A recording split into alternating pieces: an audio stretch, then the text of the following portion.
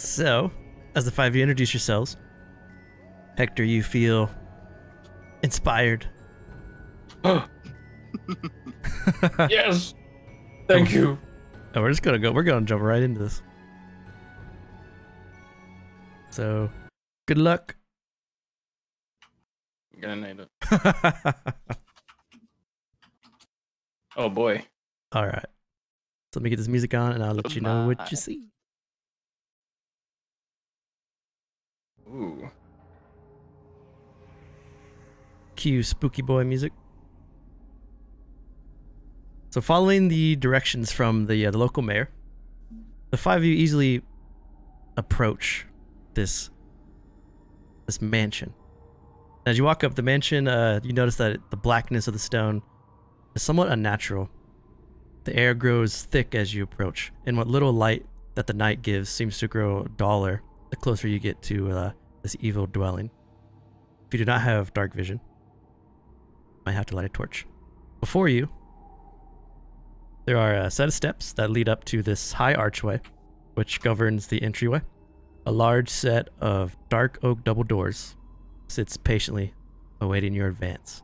And as you approach and you see that door frame, you notice small crystal blue eyes peering at you, almost like they're built into the door, beside the doorway. Strangely, hey, there we go. Radiant Dragon says Calidor should feel inspired. All 5 have inspiration at the start. Hell yeah. As you approach the door gives a loud creak and it opens on its own accord. Those crystal blue eyes now gone. It seems that you have been invited into this manor. So as the 5 of you are walking up the trail, the door opens. What would you like to do? Does anyone not have dark vision? I think as a Nolaman, I've got some sort of low light vision, but I don't think it's dark. Crypt Keeper left. Actually, now look at your races. I think all of you are good. Question for Dan. Calidor does not know you're a Nomalin, right? No.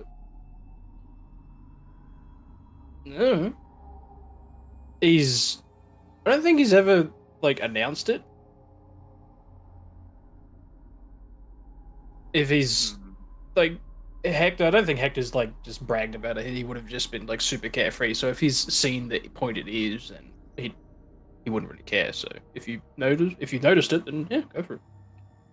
Make it insight. But I'm gonna say he has not, because I didn't notice it the entire time since you created him.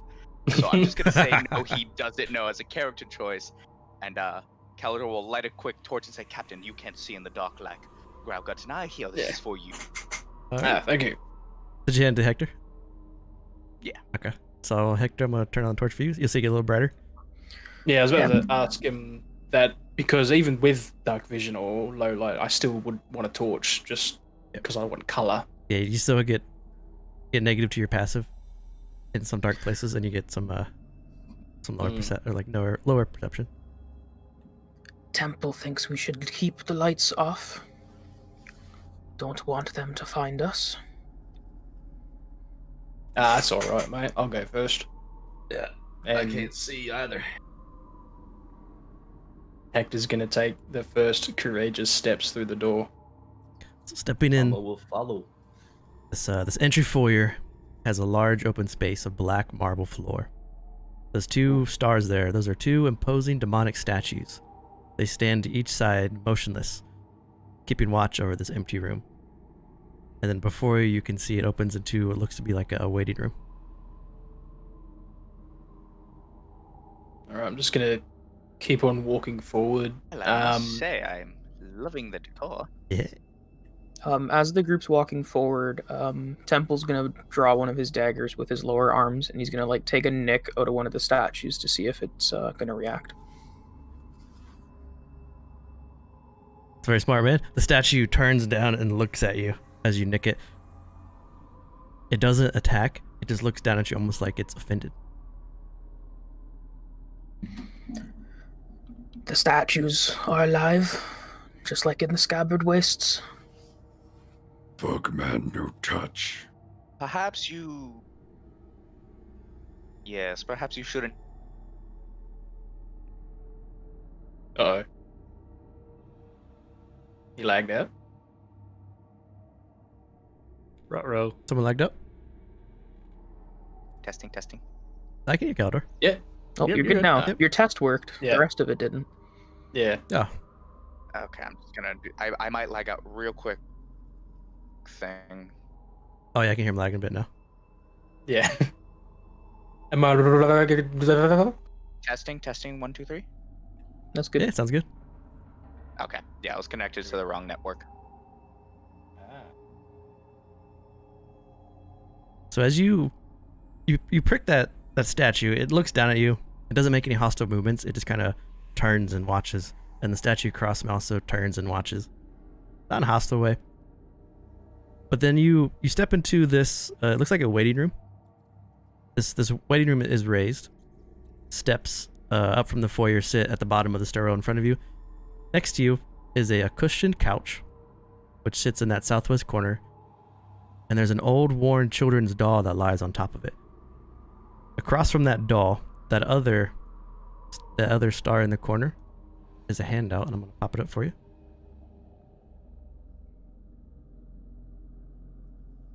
Ooh. That's a so that statue there is it's a griffin sitting on top of a pedestal, but the griffin is holding its front talon up like it's in a knocking stance. And then next to that statue, you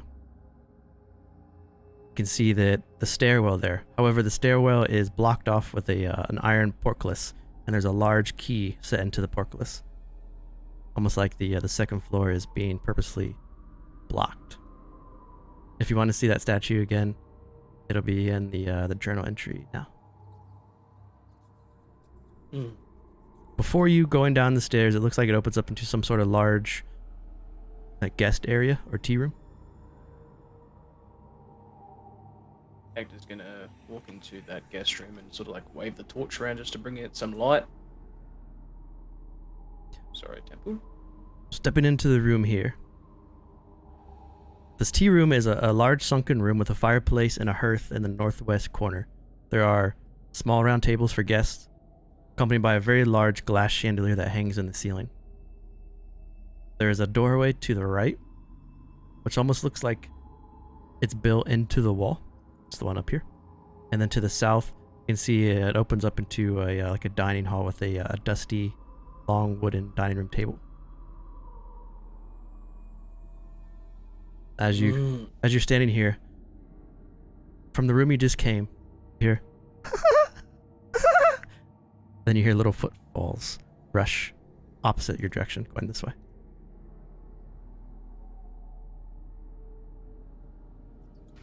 Does anyone know what happened in this matter?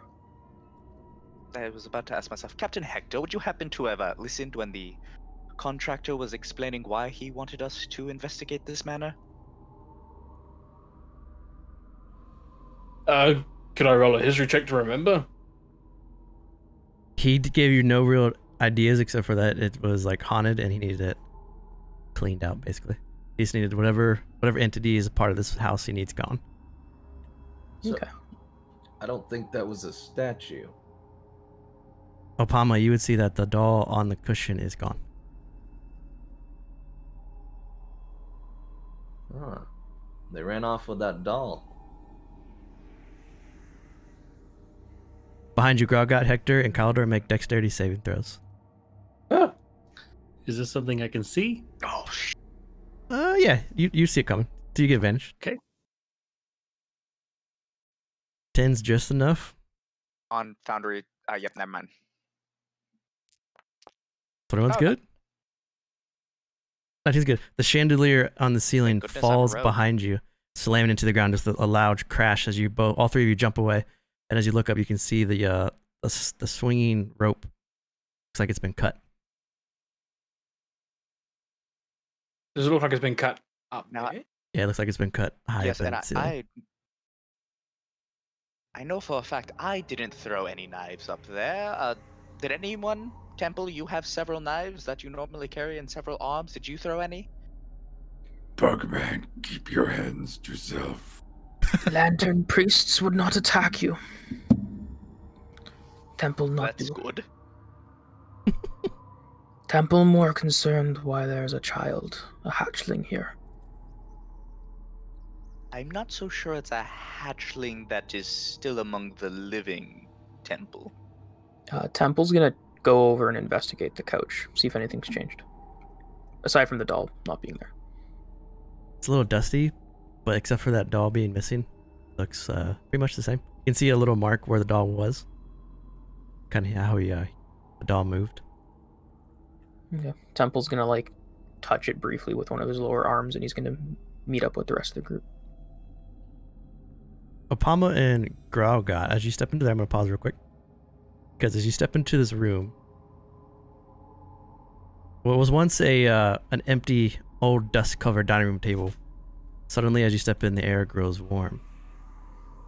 As you step in, suddenly the room comes to life as ghostly aberrations appear seated at the once empty table.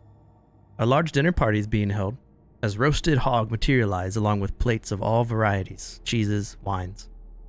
A large spectral human man stands at the head of the table. He says nothing, except for a serious scowl cemented over his face as he's watching the guests, almost like he's pissed off that they're having fun.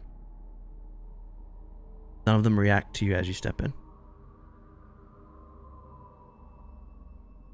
Oh, does Hector see this if he's looking around? And... Alright, I'm gonna motion towards you guys, so to come and just look at this unusual display. This you found over here. Oh my.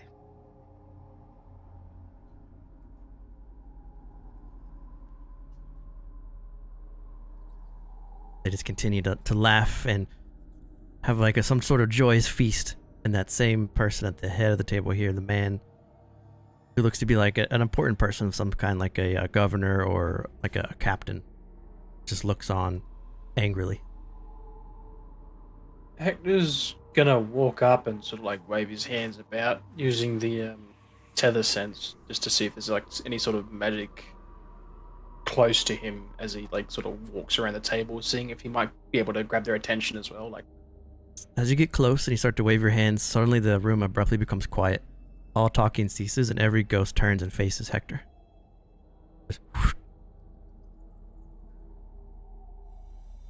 The man at the table slowly turns his head towards you.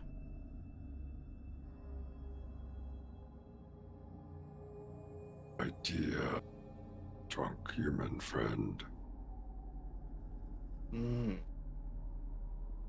sort of like wave at the bloke at the head of the table. The guy at the head of the table slowly he like sits up a bit, and then he rushes towards you, floating above the ground, going through parts of the table and the chair. He gets right up into your face, and as he shouts, he screams in your face, and his eyes get sunken. "You should not be here! Leave this place at once!" And as he does, all the ghosts dematerialize and vanish. Rude. Anyone know who that was? Was there any sort of like defining features? Was he like Elvenese or half orc or human? So he looks like he was human. You put him maybe late 50s, maybe early 60s. The room is now freezing cold. Ooh. Chilly. Just me, or did the temperature drop substantially in that moment? It's just as cold as the other part of the house. Did all the food disappear from the table as well? Yeah, so now it looks like that, like it did before. It's just like a dust-covered long table. Behind you, from the tea room, you hear. I don't suppose my tether sense sort of picked up any sort of magic or. Your tether I, like, sense. sort of run my hand like over the table, just like as if I'm trying to like dust it, trying to hide it. Everything that you touch is magical. Everything you touch is conjuration. Sorry, you said that the little girl's voice was from the room we were just in, Yeah. right? Like the Back here. Temple is gonna. He's gonna sit in the corner of this room, and he's gonna hide and wait until the rest of the party moves on ahead to see if the hatchling follows. Hector's gonna see that and sort of like move into the other room so the torchlight doesn't hinder him. Okay. 25. I feel pretty stealthy. Yeah, Calidor is going to follow his captain.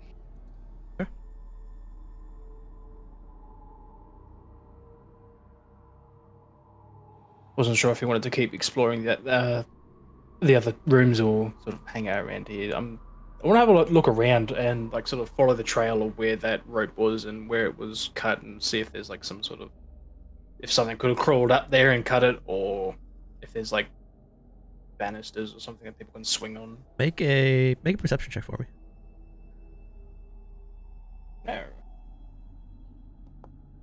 No. Bugger. An 8. Bugger! I'm gonna also look around. If there's Okay. like any way to access the chandelier area. Alright. Let's do. You give Hector help, so he gets a 21. So you would Okay. see on the ceiling there looks to be small footprints as if something was walking upside down, and then the rope looks frayed, as if there was a dull blade was used to cut. But now the rope I can has hold the slowed down. It's not really swaying like it wildly was. It's kind of just slowly. if I can hold up the torch a little bit higher, can I see like were they like big footprints or were they small? Very small. Oh, okay.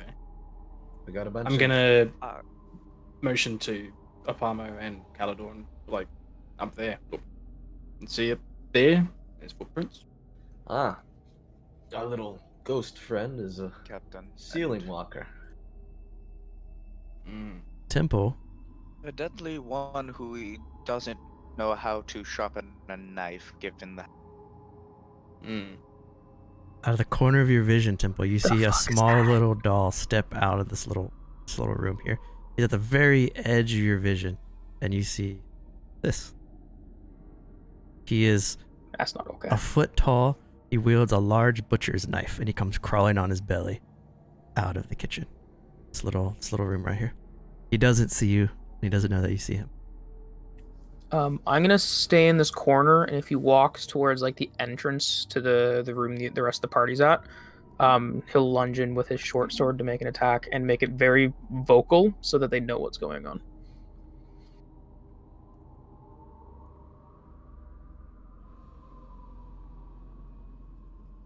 So we got a bunch of old ghosts, a small one that likes dolls, and a bunch of our gargoyles. Pluto would actually like to go up to the statue that was put in the journal earlier. Okay. And am I getting anything from my tether sense? Anything mad? Yeah, so two things happen. One is the doll crawls a bit, and then there's a small little plume of smoke, and he disappears. It's like, poof. The second one is your tether sense would also pick up all the walls are magical, but the statue does hold some sort of importance. This statue. Can I use my tether sense to cast Identify on it to see if I could tell what's up with it? So it's not like a magical item, but make an intelligence check for me.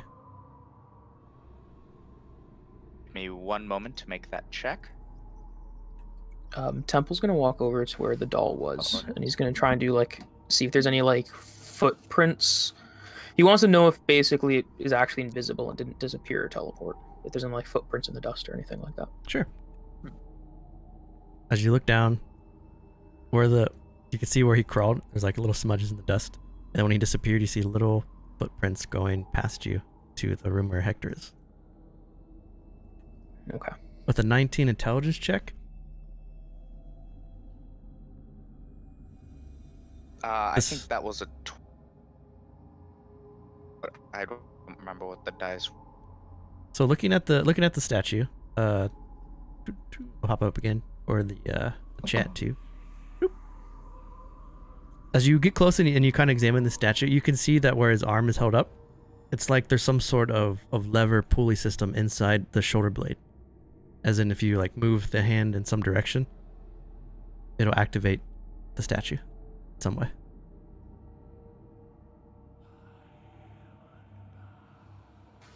Can Vice. Hector see me? There's a doll with you. Hector, yeah, Hector can see both the Vice and vice versa. I'm sorry, there's a what? Vice and vice versa. Voice of- I get it. Subscribe to this man.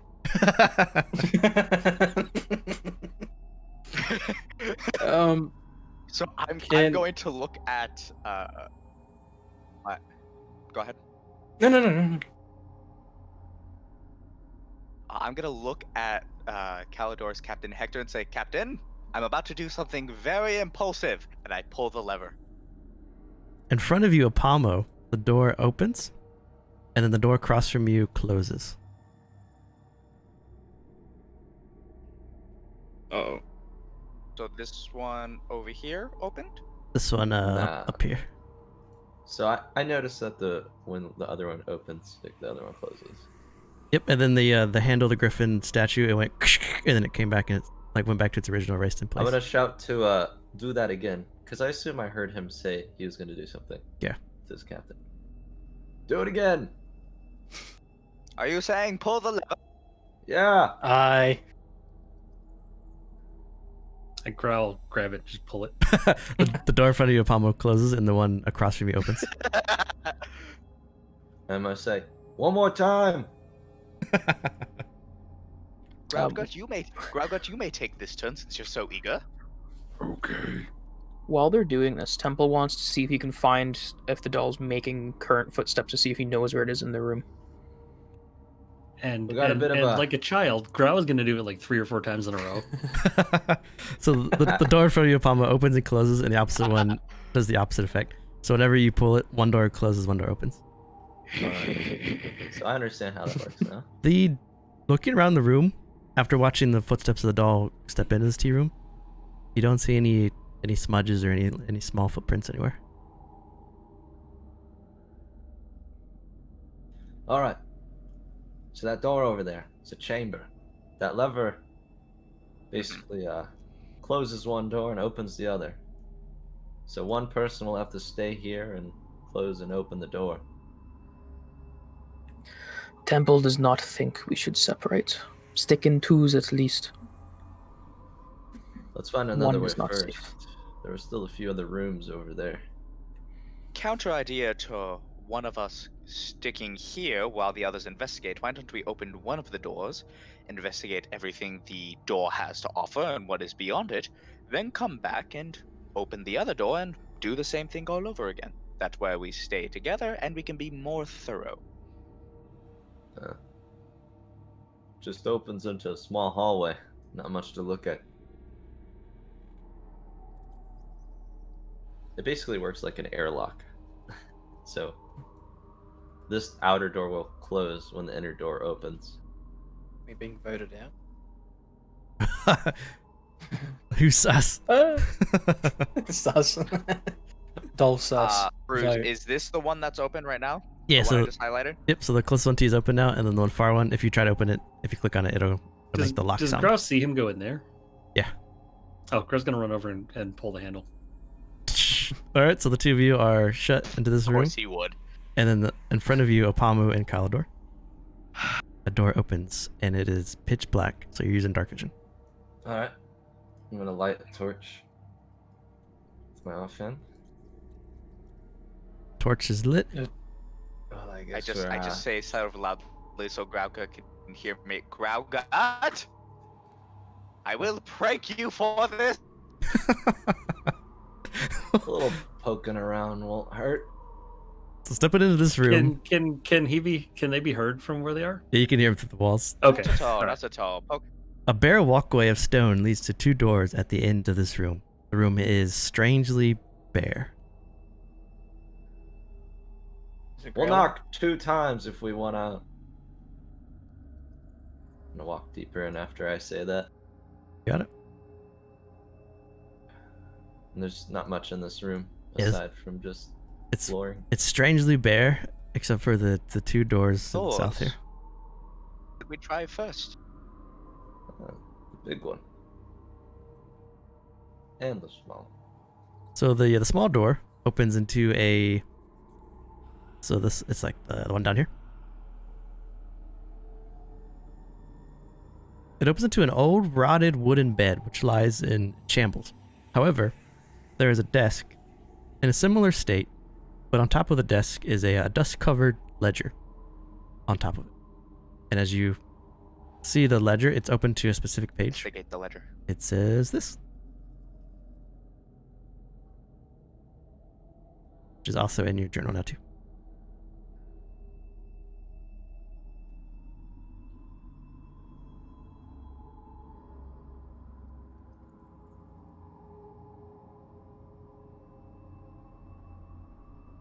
Bright stone.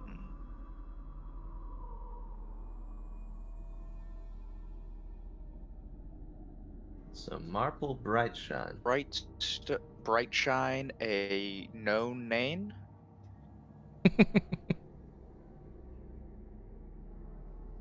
Bruce. Brightshine? Oh yeah, it sounds like a gnomish name.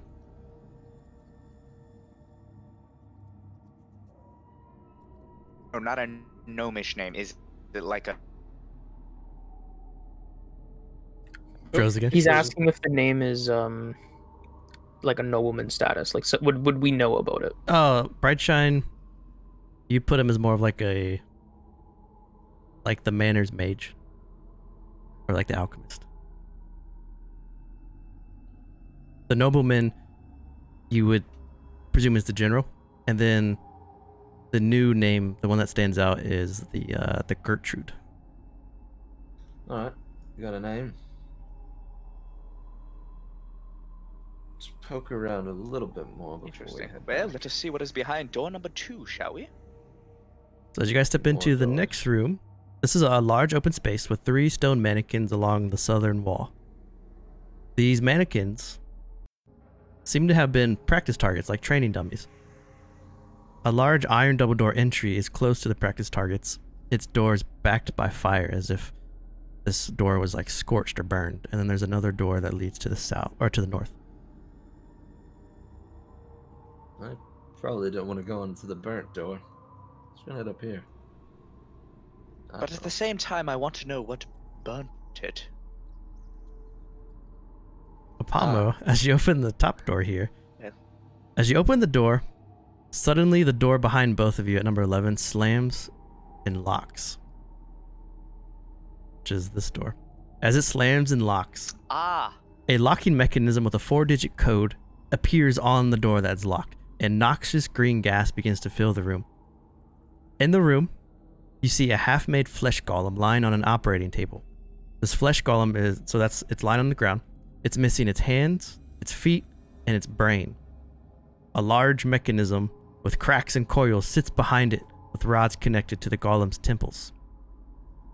To the left of the golem, there's 3 large buckets holding many feet, many hands, and many brains, all tagged with different numbers. There's rusty operating tools, a needle and thread on the table. And then to the right of the golem, you see a wax scrap of paper, which looks like this. Must solve this puzzle before the noxious gas fills the room. He's got water on the knee. So the golem is on a table. There's a bucket. The bucket is full of body parts. And the body parts are all tagged with certain numbers. And as you guys I've are... seen this before. As you pull the body parts out, don't touch the edges.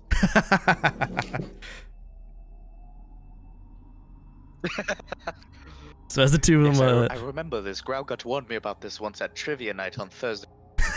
It's 7 p.m.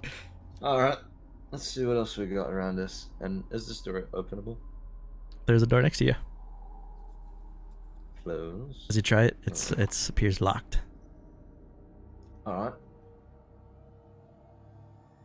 I can attempt to pick it if that's the goal, but I do believe we might want to stop the poisonous gas. Yeah, probably. Can this be heard? Can any of this be heard from where the rest of us are out in the other room? They are all by themselves. So if they want to Like, try to even, solve like, it, the door shutting and stuff. Oh no. They're on the whole thing by themselves now since they went alone. Meanwhile, the three of you, while they're looking at the puzzle, Grog, you heard them walk away, and then after they got to a certain point, you heard a door close, and then you hear nothing. Okay.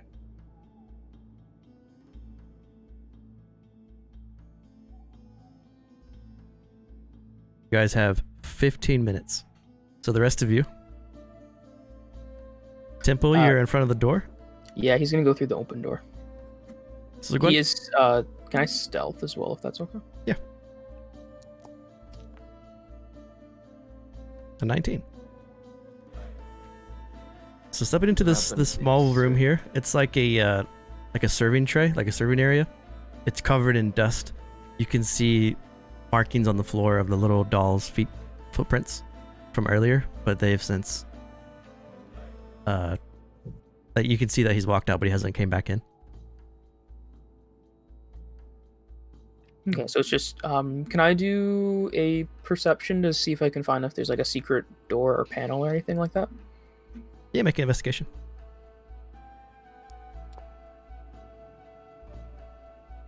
With a 10? No, it looks just kind of like a small little nook. Has Scooby-Doo taught you nothing? Says Raz.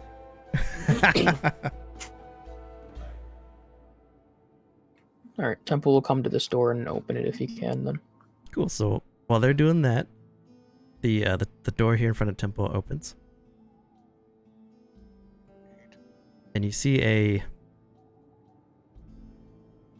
it's like an open ballroom. So you open the double doors, there's a ballroom that comes into view. A chandelier hangs over the top of this old dance floor in front of you. However, materializing from thin air in the center of the room, you see the same figure that you saw scream in Hector's face, but he looks much, much younger here. He looks to be staring at you, but not at you, like past you, like he's waiting for something.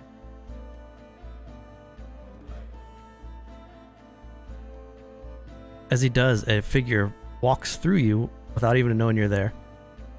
This figure that walks past you is a young, beautiful woman. She's dressed in a flowing black gown. Her eyes are dark and dangerous, and the two stare at each other with the lover's longing. The man says, "We will disappear. Just the two of us, my love." "Oh, General, but what of your wife and the work we must do?" "Never mind her. She will cope, and your army will protect us. Let us not speak of this tonight." And they walk up and they embrace, and as they embrace, their apparitions fade.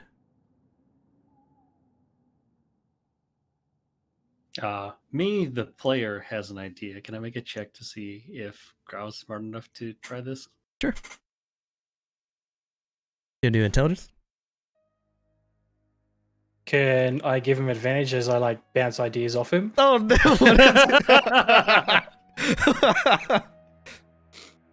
Grog got like butterflies. Drunk friend.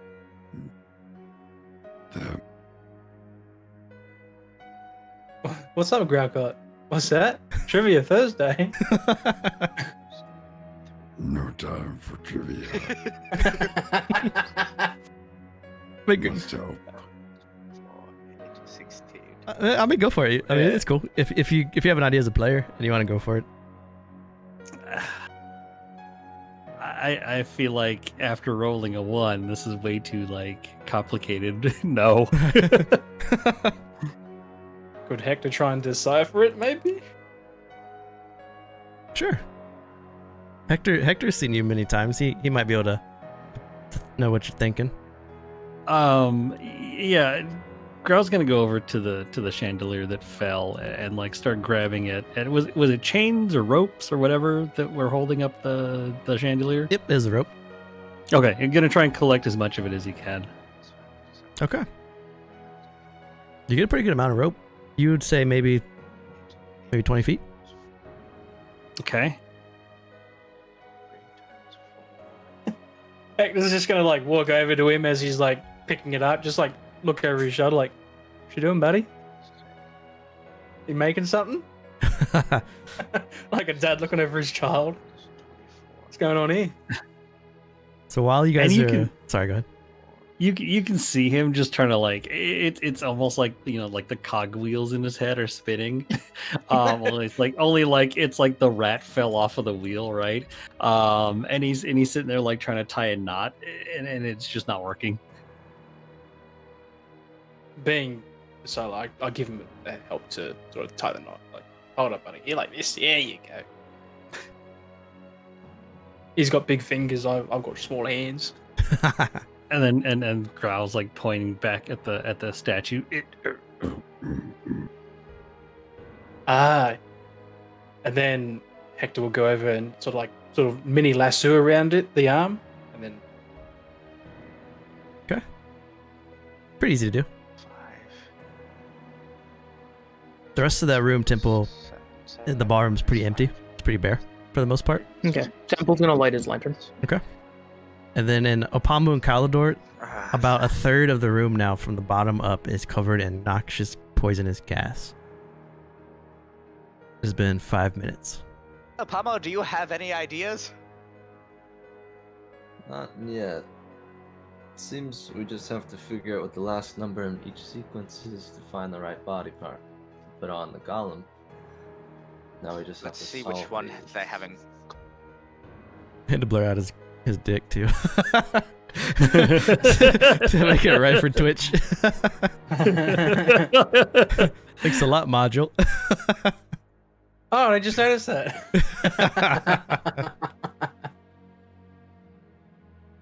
So Tipple's in the ballroom, just seeing those aberrations.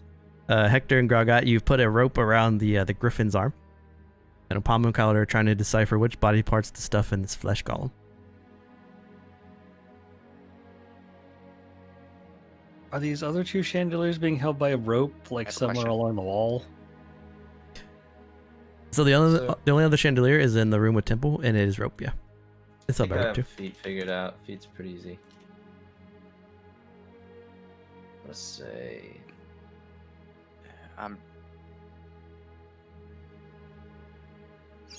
Hey, Bruce. Yep. Can I make an intelligence check to see if Calib? You cut out for me, but you're asking like for help on the puzzle with the intelligence check? Is that what you're thinking? Bruce. I'm saying if because I have a little idea, but I want to see if Calidor can figure out the full thing with an intelligence check. Yeah, make an intelligence check. Testing. What? Okie dokie. Come on, Calidor. You have a +0. You can do this. Of course not. You, with a 6, you know that once you put the body parts in, the puzzle's not complete. Because there's that large, shocking mechanism behind the creature.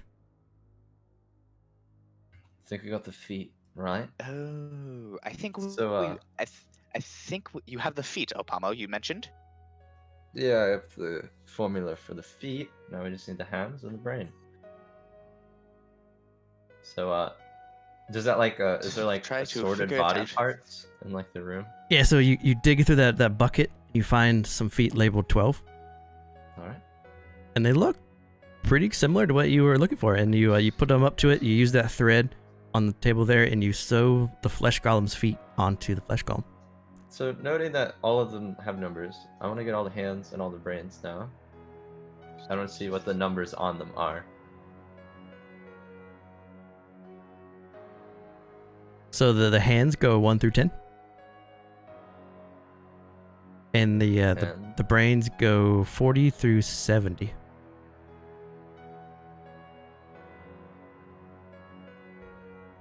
There are many, many brains. +5 equals 7. 7 minus 5 equals 3. 5 equals 8. 8 minus 5 equals. Are there any?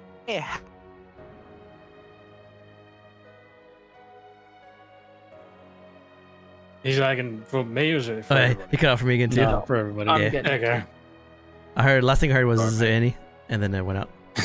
Yeah, you cut out right when you were giving us the number. Do you have a hand that has the number 3? Yes. There's a hand with 3. There's a hand with 3. I think that might be it for the hand. Alright. I believe we could try this multiple times, so. Why, computer? Why are you lagging? So we'll try hand number 3, and now what Yes, brain well, do we I think want? that's it for the hand. I'm trying to figure out the brain.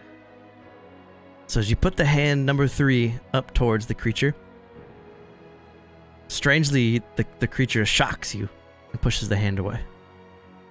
About hand number 4. As you put hand number 4 up to the creature, he doesn't move, and you're able to sew on the hand. So Okay. you have hand and feet. Now we just need the brain. Calidor is going to grab a random brain and try to put it in. Give me a number. What number did it go through? 40 through 70. If you get He's this, gonna it's grab crazy. 48. You said 48? Yes, 48. The brain is just a little too big. Okay, it's not that one. Next brain. We're just gonna try them all to repetition. So when you get to brain 50, the brain slowly plops in. You're able to stitch up the brain, the foot, the feet, and the hands.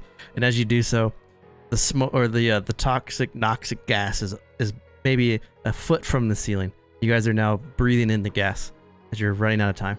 But all 3 body parts have been placed into the golem. Now we just electrify it, right? Yes, let us give this golem a shocking awakening. So as you pull the levers like Frankenstein, and as you pull it down, the air energizes and you feel static tingle all around you. The golem, he stands up and he rushes to the door. As he rushes to the door, you hear beep beep beep beep, and he unlocks the door. And the door opens, and the gas pours out as the golem has turned off the trap. The golem turns and looks at the 2 of you. Welcome. Well, hello there. And your name is? Hello there. I'm going to call you Frank. 4, 6, 8, 9. Alright. Got out of that. He walks back to the table and he lays down. 4, 6, 8, 9. 4, 6, 8, 9. You should probably commit that to memory just in case this happens again. While this is going on, Growl's gonna look at Hector and say to him, Drunk captain need more rope. Hector's gonna go out, shuffle through his backpack and pull out like, I don't know, he's got like 50 foot of silk rope. As you're pulling out the rope, you hear this strange grinding sound. And as they solve the puzzle, the portcullis next to Graugot, you hear kink. As if like the locking mechanism has given way. You also notice that Temple is eyeing that silk rope.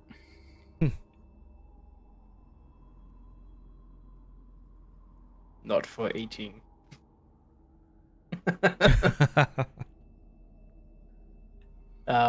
Temple doesn't eat rope. We're gonna go up to the door, knock twice. Yep, we're gonna head on over. "Oh, you guys are coming back. Okay." Yeah, we'll let them know what we found, and then that we almost died. Graugut, Oh. could you unlock the door, please? Yeah, he'll pull on the rope. The door opens. They smell a little bit toxic, a little bit poisonous. Ugh. Nothing like a good poison chamber to wake Do you not, up. whatever you do. Smells like captain for drinking. Not that bad. Calidor been literally better grabs than the scope. Oh my goodness gracious. Graugut, you are correct. This does smell like Captain when he's drinking. I never realized it. No wonder I wasn't so concerned while it happened. You hear in that same dining hall now that as the five of you kind of come together, you hear this evil doll comes rushing out of the corridor, charging you to attack you. I need all of you to roll initiative. Oh no. Oh my goodness.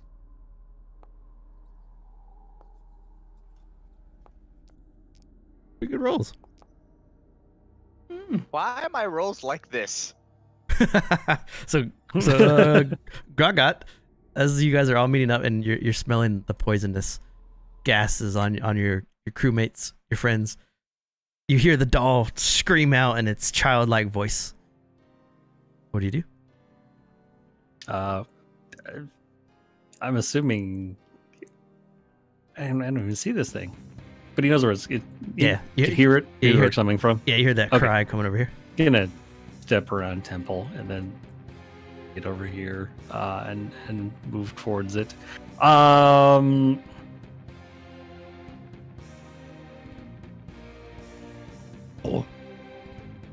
Silly go. And he'll just smash at it with his axe. Okay.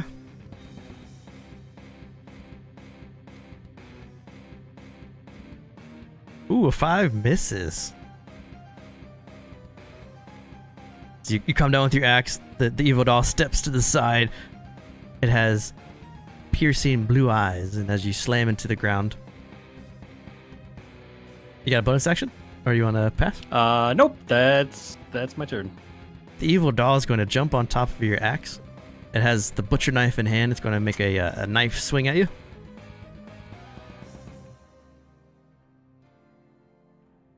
Does a 18 hit?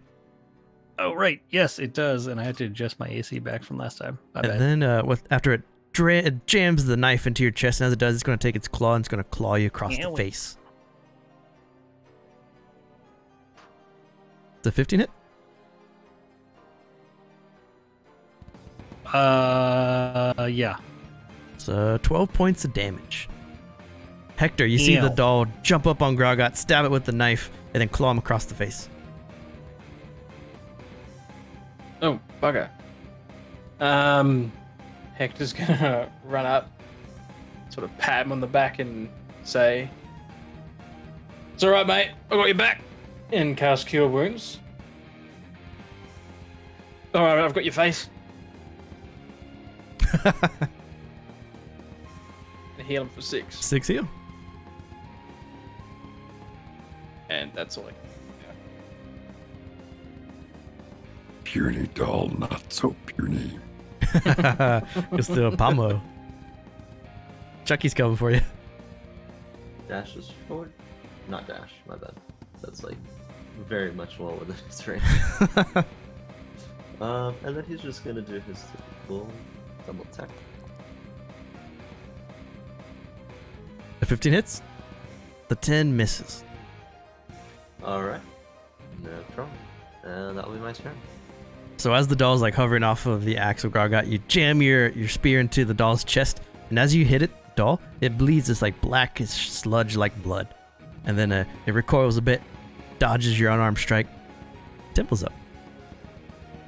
Alright, Temple's gonna rush between Apamo and the wall, and he's gonna go to the side of the doll and he's gonna stab it a couple times.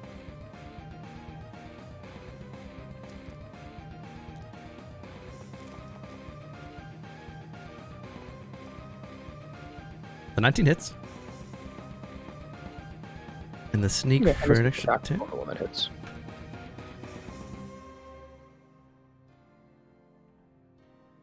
Alright. So you did some damage. You came through. You jam your short sword into the back of this doll. It also bleeds a little bit of this black sludge like blood. And as you stab it, it almost looks like it enjoys the pain.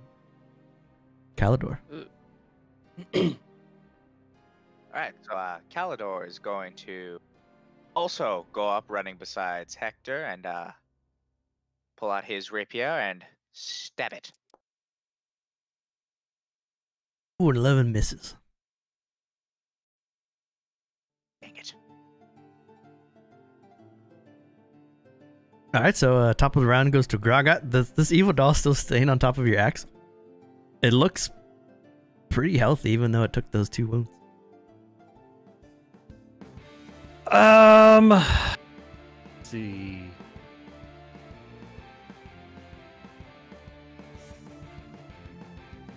One second. Just for visual effect, we're gonna do something here. There we go. Ooh. Change my background. Red for rage, dude? Yes. Nice. Gets very angry and is not happy about this thing just sitting on his axe. Go away. And rather than like swing the axe at him, he'll take it and just slam it into the ground. Okay.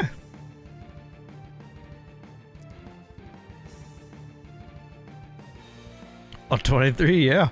And then +2 for the rage. Plus 2 rage, so 12 slashing. So you pick up your great axe. The doll's holding on, and you just take it and you slam the doll into the ground, and you hear coming from the doll. It took some damage as you smashed it in between, so like the doll is stuck in between the axe and the floor. Still alive. All right, that'll be actually I'm gonna. Yeah, I'll just stay there. Yeah. Okay. So as the doll is under your axe, you hear the doll opens its mouth and like a cacophonous children choir. La la la la la la la la la la la. And all of you need to make wisdom saves. Hector fails. Oh no. Calendar fails. Apamo fails. Gragat passes. I'll just use my advantage. Dimple passes. Apamos use advantage Yeah, for the I- 19. Didn't I? Yep. Caldor, you want to use advantage? I get advantage earlier too. You want to Yes, use it? please. You got it. You can too if you want to. Pommel. Oh, you'll just take your 16, Caldor. You're good. So you'll pass.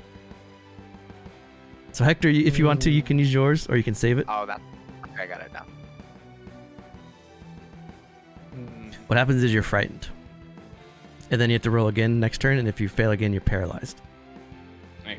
I think I'll be good for this. All right. I'm gonna keep the. So you are frightened, and that is the doll's turn. Hector's up. Okay. I'm gonna inspire Opamo with stand by that doll! It's time to rage! You give him a bad name! All right. So good. That's a 1d6 on any roll, right? Yeah, it's a 1d6. All right. And, that's my bonus action. I'm gonna... I don't think I can get around to him, because I'm frightened, so... I think that's all I can do for now. All right. Actually, wait, no. Yeah, you just have to move. If you want to move, you have to go away from it. Is all. Okay.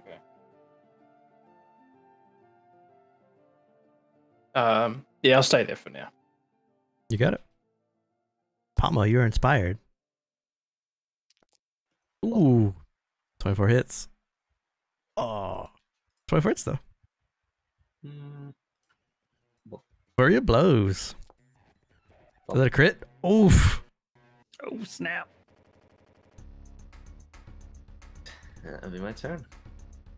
So the doll's pinned under the axe, and as it is, you jam your spear into it, and then you come down and you punch at the doll, and the doll misses, or like moves to the side. You slam into the floor there. Then you come back and you punch the doll square in the face. Temple's up. Temple's gonna stab this little piece of shit.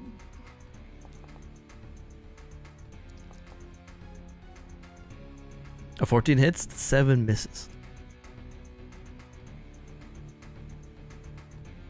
It's 12 damage. You jam your short sword into the side of this doll here. It starts to look pretty rough as it's bleeding out all on the ground here under the axe. Still singing. Caldor. I'm also going to stab it. Stab a stab. Oof. Question: I don't have sneak attack set up, so how do I do that as a physical roll? Do a slash roll 1d6.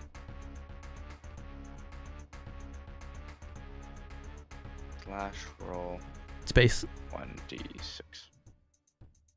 Yeah, put a space in there. Space. Yeah, put a space in the middle there. And you got it.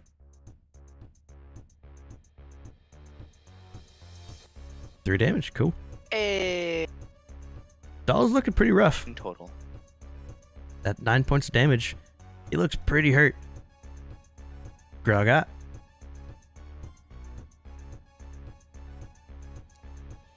All right, smashy time for 15 damage. Oof. You raise your axe, the doll is like crushed on top of your axe, like his frame's like going around it. You come down and you slam it onto the ground again. He's still alive, coughing up the black sludge. So he's like, la la la la la la. Shut up! Shut up! That'll be in a go. As the doll is up, Hector, make a wisdom save for me. You gotta beat a 15. I'm gonna do it. Oh, that's easy. Watch this. Hey-ya! No! You get to... You want to use your inspiration? If not, you're just paralyzed. No, I'll hold on to it. Okay. I was gonna say, but I actually was looking at my spells. I've got heroism, and that makes me immune to being frightened. So I was like, why didn't I cast that before? But it's okay. So the doll continues to sing, and as it does, Hector behind you guys just freezes up. The doll, They can't see me. still holding on to life, it's going to use Shadow Blend and disappear. Poof.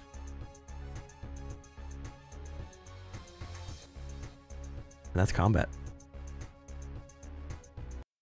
The doll just vanishes in a plum of smoke under Groggot's axe. You can see some of the blood where the doll was laying, but all traces of the doll are gone. His Hector's like rigid there, frozen. A couple seconds go by and he slumps down. Did Temple see Vice Leader scared by little doll? No.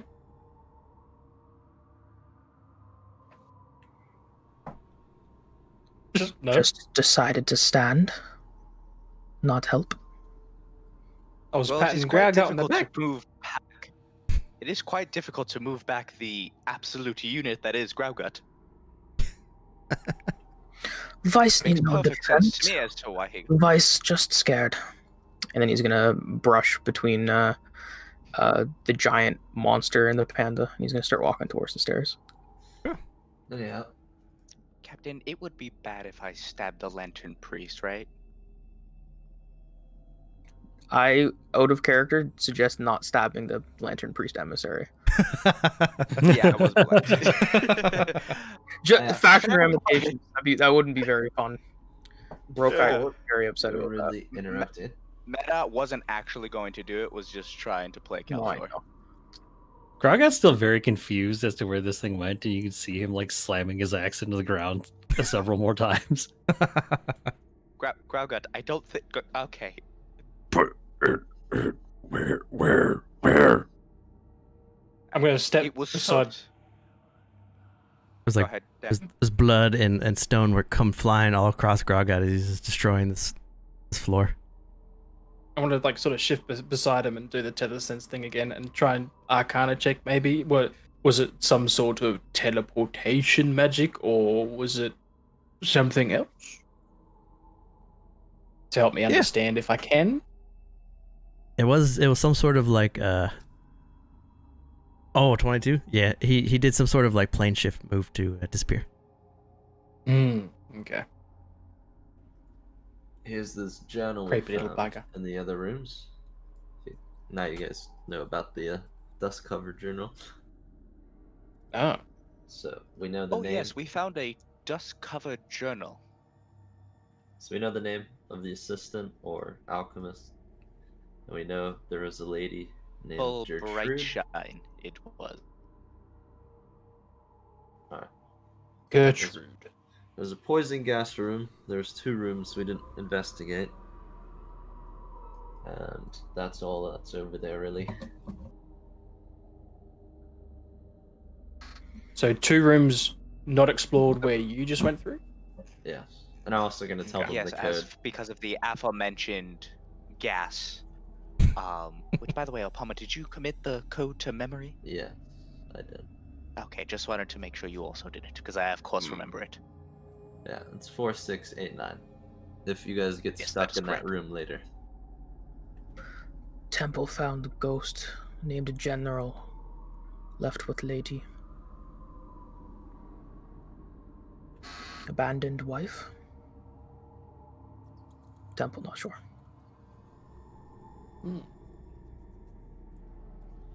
That must have been with that lady then. Gertrude? Yes, I do remember that the journal did say that he had become obsessed with her, wouldn't even meet with his commanders and lords who he normally talked to often. So this man was a general. He had an assistant that he was having a affair with. And then the alchemist planned to kill this assistant. So he planned to do. Whether Yeah, or not we he was don't know anything successful, I don't know. Temple, There was also mention of her being a witch. Temple also saw that lady had army.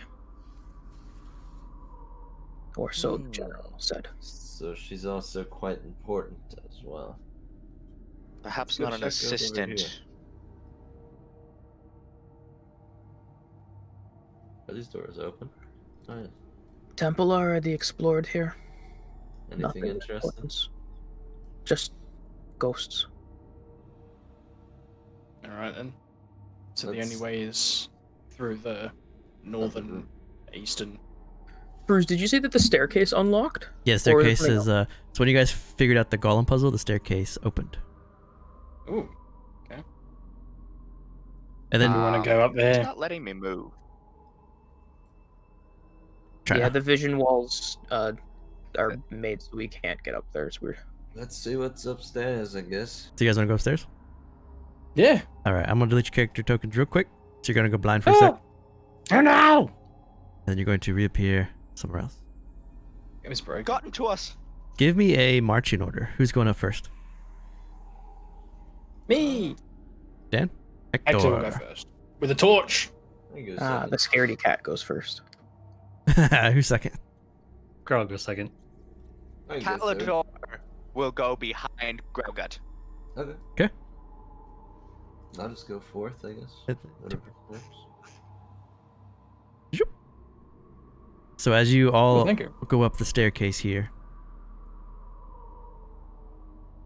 coming up the stairs, there's a soft green glow that flickers through the entirety of the hallway. Necrotic energy flows through this hall like blood flowing through a vein. And as you come up the stairs, quick 5-minute break since we're about halfway through. And you guys quick bios, get some new drinks, and we'll come back here pretty soon. Woo! And see what the second floor has in store. So we'll be right back, chat. Been fun. We'll see you soon. And I'll meet you guys too. Okay.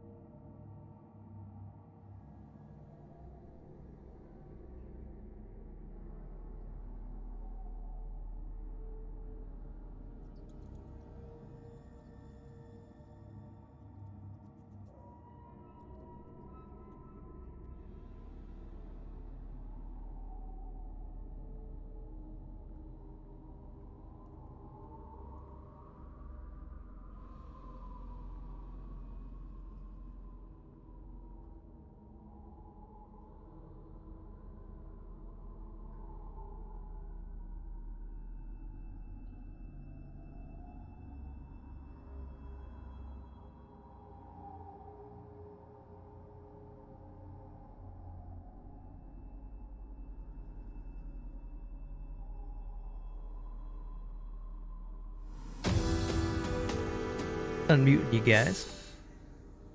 Just waiting for everyone else to get back and we'll finish this haunted house. All right, for the chat who might still be listening, I would like the record to show that Calidor was never going to kill Temple. I would never kill the most beloved character in all of living Erenel. Everyone else would kill me. I would. The most beloved character of living Erenel is Smelt. My level 1 guy that I used one time. Speaking of which, I made a World of Warcraft character that looks exactly like Smelt. Yeah. Ooh, really? Yeah. Nice. Because their new customization stuff's pretty sweet. It feels good. He's a paladin. Yeah, for dinner? I'm at some chicken tacos, some Mexican rice, and some good old fried beans. Nice. Sounds pretty good. We had, I don't know if you guys, you probably don't, have City Barbecue where you guys are. It's like a little barbecue shop. It's like brisket, macaroni and cheese, green beans. Ooh. Pretty good. I hear brisket. I just heard Alright. myself on the stream. I just heard myself on stream right now. Yeah, I would suggest muting the tab, but not the stream itself. Oh yeah. On the Keep that viewer top count live. You got some people watching you go through this haunted mansion. And not being scared. Because I was behind the big bloke. He couldn't. I couldn't get past him. I had to encourage him, just like, get in there, get in there, you big bastard. Yeah, that's what happened. Is anyone scared of like dolls in like real life, like RL? Nah. Nah. They're kind of creepy, but that's probably about Absolutely. it. My biggest thing is drowning. That's like my fear. Grizzly. I think it's just a reasonable fear. Yeah, it's true. Yeah. Like you ever see those Grizzly. pictures of divers in like pure black water? That stuff scares the crap out of me. Ugh. Yeah. Ugh. Ugh. Oh, but Grizzly, you missed it. I told the chat for the record that I was never intending to kill Temple because everyone else in living Erenel would murder me. Oh, absolutely, yeah. I had no worries about you stabbing me. I just wanted to like let you know the potential consequences if you did. We're going to war. Letter Priest versus Vice War. I think even some of the Yes. lights might fight you. Ooh. No, it wouldn't even be Leonard Priest versus Vice. It would be everyone versus Calidor. Absolutely. Yeah. This guy I'm just walks up and terrified. What stabs are you. doing? Oh my god. Jesus, don't do that. I'm just watching, I'm listening to everyone talk. And I'm fucking like, my face goes up in the corner of my damn. Get out of here. Yeah. It was really funny because I just heard myself and I sounded rightly terrified of someone misunderstanding that I was making a joke for character. No, you're good. You're good. Temple brings out the flat no emotion out of me. So if it sounds like I'm not being friendly, that's not what I'm doing. I am trying to be friendly. Randy says he'll stab Temple. Yeah, you gotta breach that tough skin first.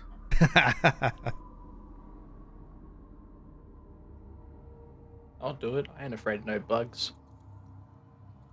Yes, I but then find what them happens? originally. But then you would force Calidor to stop being friends with Rokai, who's his favorite person to tease. I do like your little. Was it Little Lion? Is that what you call her?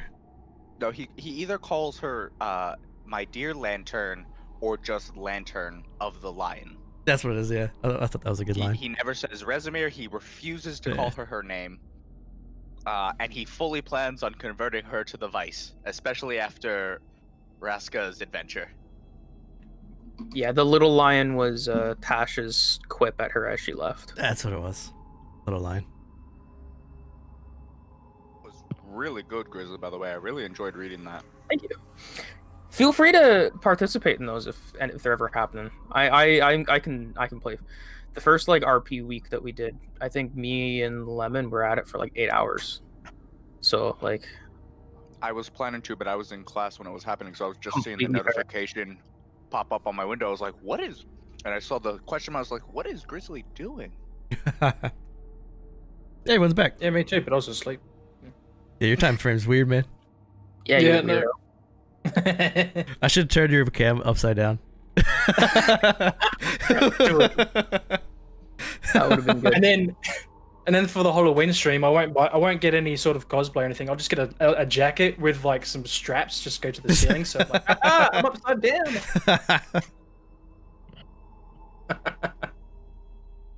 I think we're ready to get back into this. If you're watching this right now and you're like, man, these guys are cool, we want to play with them, you can sign up for Live in Erenel right now. Down below, there's some stuff where you can follow this link and play with us. Let's jump back into the house. Fun. New people are always welcome. All right, so you're coming up the stairs here. You're in the hallway. There's that green necrotic energy that flows through the hallway. What's up, Tricks? I just want to make sure I'm like ahead of everybody. Yeah.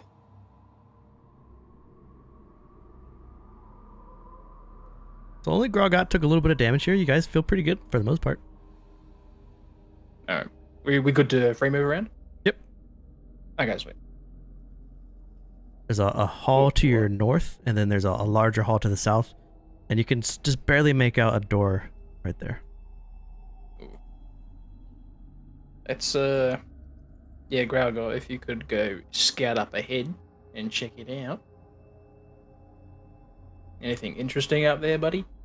So, Grogot, as you go to the north there, you can see it stretches down to another door. There's a door at the very edge of your sight there, in the dark. Just a door. Maybe we should check it out, cover our backs before we go further. Thoughts and concerns, buddy? Seems like a good I'll idea. probably towards the door. Okay. Move toward this wooden, like oaken door. Very well fashioned. This door looks more well made than the other doors you've seen so far. And as you turn the handle, there's a click. It's locked. Calador. Temple could try this. Growgut, I believe I can. Oh. Hello. Oh, Grogot, no smash. Growgut, let's see if I can get this open. No. I want you to save your ashes for if we see that doll again. Up. As the mention of the doll as well, Hector's just Thieves' like looking behind him with a torch out, like, where are you, you little bugger?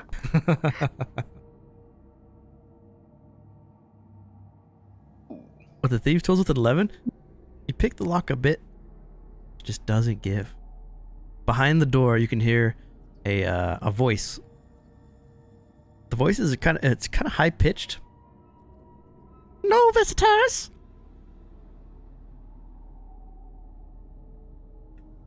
Temple's gonna. Sunlight. Housekeeping. This is as high pitched as I get. You want me for below? Temple's gonna push through and he's gonna try and pick the lock. Okay. I was gonna say, do we all hear it? I would have said, can we just knock first before we just like? An 18 break is into a. someone's. You could try.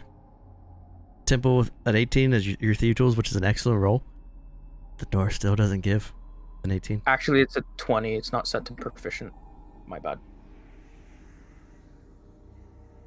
I don't know if that changes it or not. 20 still doesn't get it. Oh, sorry, I still meant doesn't 25. Did I say 20? I meant 30. I meant So 30, your tether sense would pick up that this door is magically locked, similar to the gate at the door.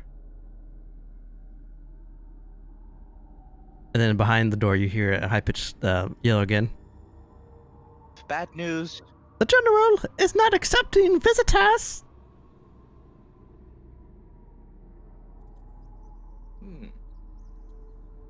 Fine. Did you tell us about the letter? Yeah. Yeah, he gave us. You the did, book to read okay. As well. So You guys know Yeah. the name of his alchemist and his mistress. And you know that by the sounds of it, the governor probably shouldn't be here because he should have left already. Yeah. want to give it a knock or we move on? Same with the lady. Mm-hmm. Her door will Temple's knock.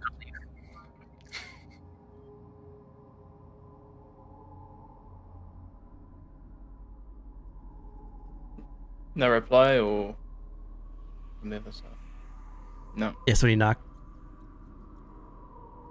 Could I try something? Sure. It's the general.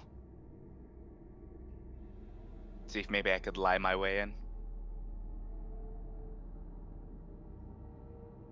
The general is sleeping in his chamber. But I woke up to come and speak with you. Make a deception. I really just want to say, Gragot, go. Let's see. Would Okay, so I'm just gonna add a D4 to that because do with disadvantage. true elf. 22? Hold on, just let me add in my D4. 25. Yeah, 25. Pretty good at lying. Behind the door, you hear like a figure move, and you hear behind the door like someone press up against the door. And then you see two blue eyes appear in the doorway.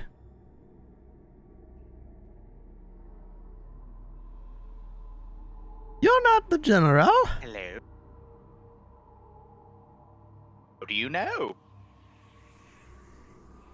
You're much more handsome. Oh, why, thank you. I very much appreciate that. The general is waiting for Gertrude to come. You cannot be disturbed. And to make sure we avoid the room, to avoid disturbing the general, what room would he be in? This one. He's in this one. Okay, well, we will then leave you to your slumber or your work, whatever you were doing, and we will make our way. If you'll see Gertrude, please tell her to come.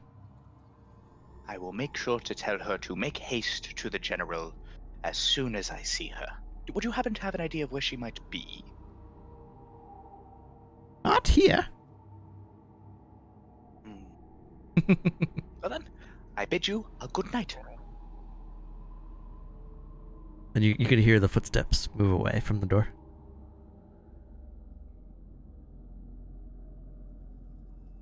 Alright, onward. Graugat, do you want to try your thing? Every last bit of me, the player, just wanted to go doink.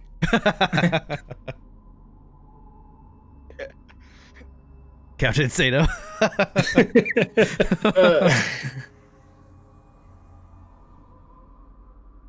Got smash.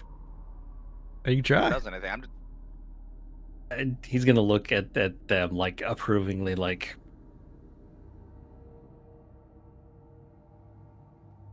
Grogot do his smash? I don't know. Temple thinks that's a bad idea.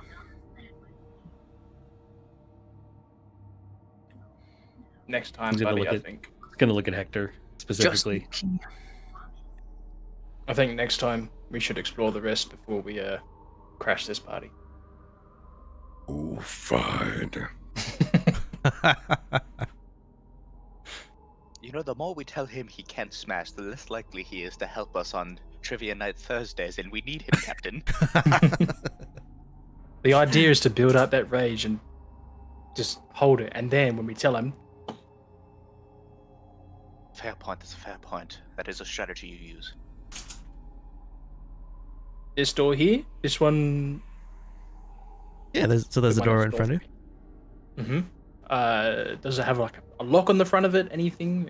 Any sort of intricate carvings? Any names on the front? Maybe like Gertrude? So the door in front of you, it looks much less fashionable than the one you just came from. There is a little lock under the doorknob. Okay. Temple will get started on that.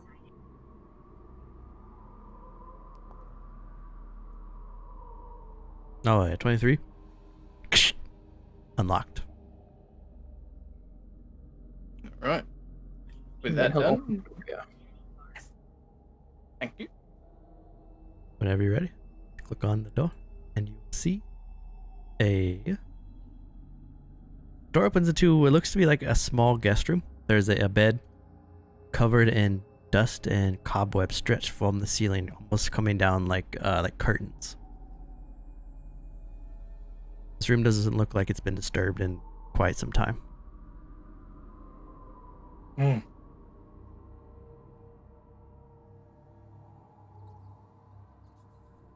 Apama with a 15 perception, you hear and you hear the foot scurries away from you. My little friend is back. Are there like footprints anywhere? In the room, no, the room looks pretty bare. Besides the bed covered in dust and cobwebs. But no footprints are being left behind from like an invisible doll or anything. Nope, not in the room. Room looks pretty clean. All right. Is the bed resting on the floor, or are there bed posts so it's like elevated? It's on the floor. Okay. So you're safe from any creepy crawlies under the bed. Don't want that doll under there. That's all. So he's like chests or notes or like like desk drawers beside the bed. That's No, pretty, all right. pretty untouched. Does the bed have a sheet on it, or? It does, yeah. There's a sheet. There's pillows. It looks like it was made up, and then there's just like over time, just been consumed by the dust and by spiders. Okay. Temple's gonna grab the sheet and the pillows and whatnot and kind of just like tear them up as he throws them off the bed to see if there's anything on the mattress. Mattress looks firm.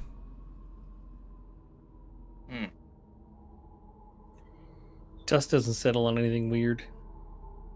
Yeah. Temple, not sure why locked.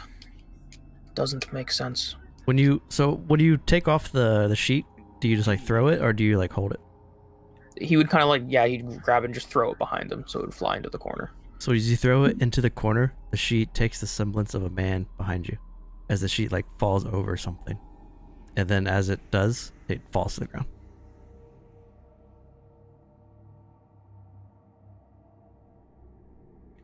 Temple, do not think we're alone in this room. Stupid doll, come out. I love that voice so much. Using It's a his great voice. second set of hands, Temple's gonna like bundle up the blanket. So next time he hears that fucking doll, he can throw it at it.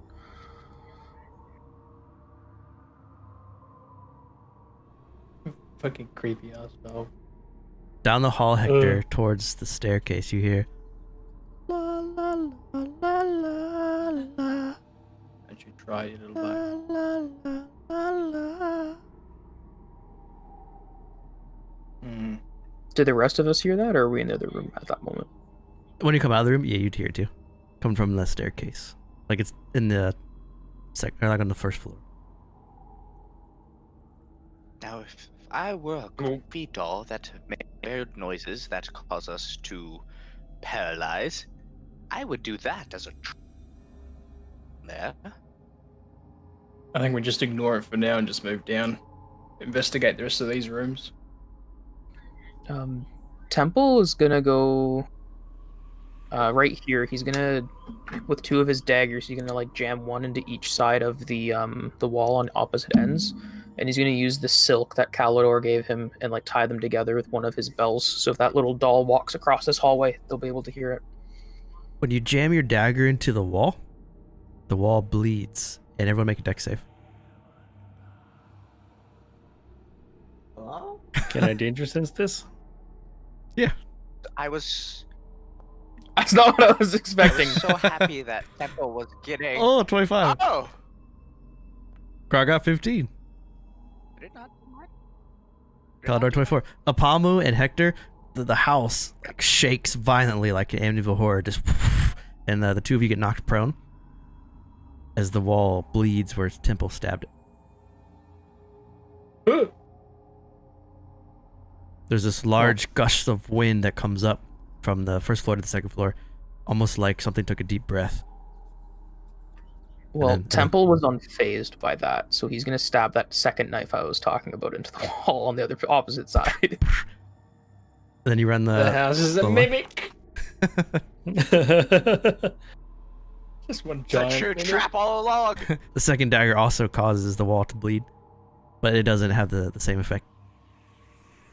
Should I roll something to set up my trap for the likelihood that he'll spring it, or because I've never played a rogue before, so I don't know how that works. So your trap is dagger on both sides, and you're running you said a rope between it? The silk rope, so it's the thinner stuff, and then having a bell on the one side attached to it, so if someone was to step across the silk, it would jingle. And it's like as low to the ground as possible. Okay. Since it's a doll. Yeah, it's fine. It's pretty easy to set up the rope, and you have the little bell that hangs from the rope. I'm gonna get back up and Who took that and sheet? move. We threw it. Wait, no. Temple took this sheet, right? So it would be like, I'm gonna draw it. You put it like here. You see my little red line that I just put? Yep. Yeah. Okay. Did Temple take that sheet? Did Temple take what? The Sir? bed- I do have the sheet bed right sheet. now. Yeah. Yeah. Yeah, it's wrapped up in a bundle in one of his lower arms, so you can like quickly just throw it like a net. Can everyone still see the map? Because it just suddenly went gray for me, where the map was just a second ago. Yeah, I see it. Try to pull you again. Can you see it now? Yeah, I think I got pulled away somehow. So I got a Pomo kind of looking into the room at the north, and then the four of you are in the hallway. And while this is happening, that same like necrotic energy pulses through the hallways like a vein. There's As I. Oh, sorry. there's two doors next to you. There's two doors south, and then there's a door that goes all the way at the bottom.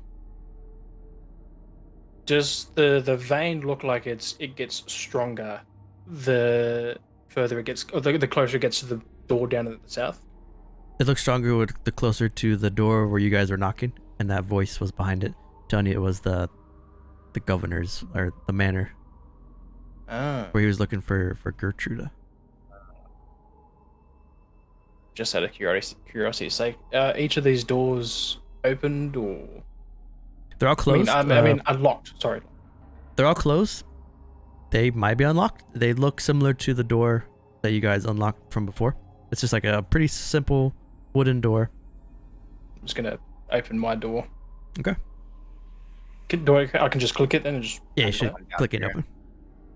So two things happen. One is, Kaldor, open yours first at 21, which is down here. Oop. As you open this door, it is it looks like a kitchen. There's a hot plate with a fire pit below it, and there are unused pots, pans, knives, utensils hanging from hooks above a cupboard. The knives, utensils are covered in dust. They look dulled, tarnished from age. As you walk in and kind of stand, a knife pulls off of the cupboard and gets thrown at you, and you duck. Hits the wall.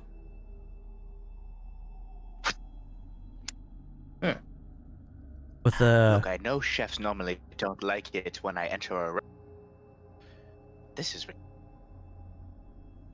yeah, Gordon Ramsay, Micah, throws a knife at you. Where's the lamb sauce? I'm dealing with. Oh, he just cuts it again. As you walk deeper into the kitchen, all of the utensils from the walls fall off the wall and they start to spin like a tornado in the center of the room.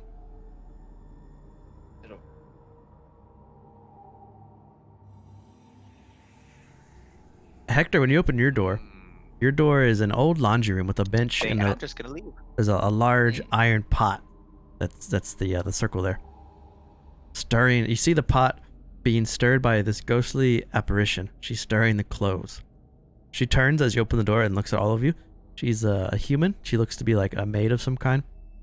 And as she looks at you, you can see horror in her face as she looks petrified.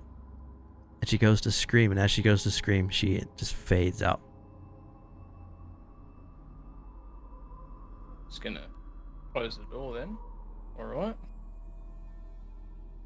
Little weird. Temple, how about... Okay. I was just waiting. Temple, you open your door as you step in. It looks somewhat similar to the room the first room you went into. It looks like a guest room of some kind with cobwebs and dust clinging to the walls. Are there any footprints, doll-sized or otherwise? Don't see any footprints. Room looks pretty undisturbed for the most part. Okay. With his other spare arm, he's gonna grab the bed sheet on this one. So now he has 2 bed sheets. He's making it up in the world. One day he'll have a bed, but for now, just sheets.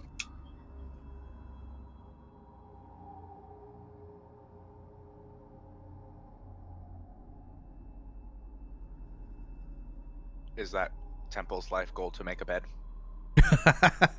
He sees no use for a bed, to be honest.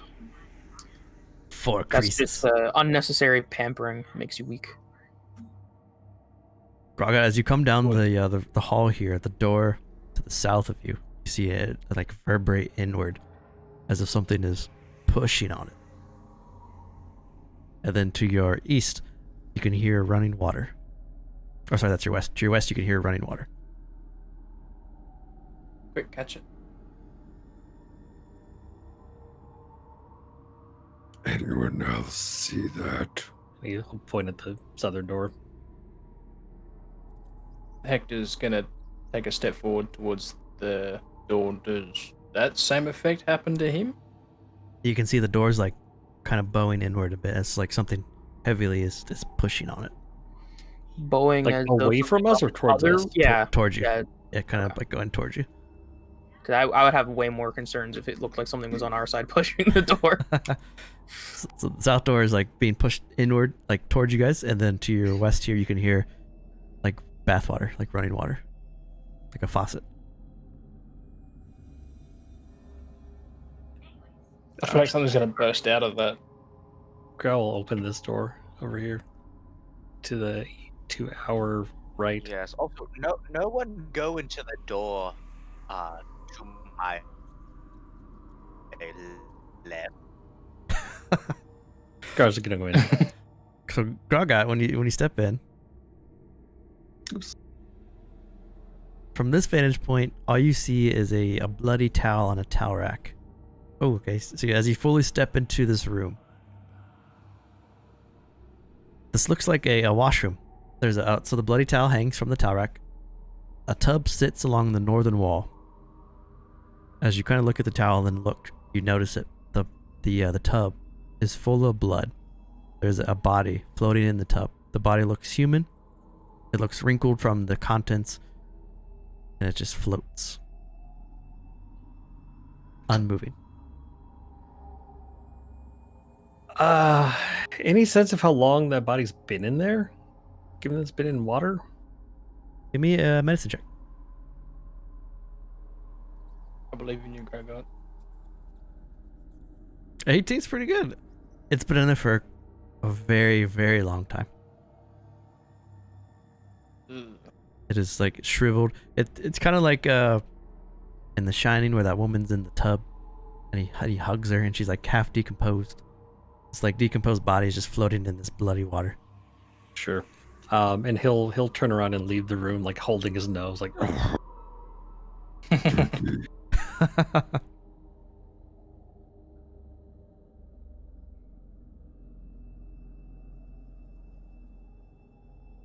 Now, with this door, the south that's bowing towards us, is there any sort of like spillage or something creeping out from underneath the sides or the top part of the door?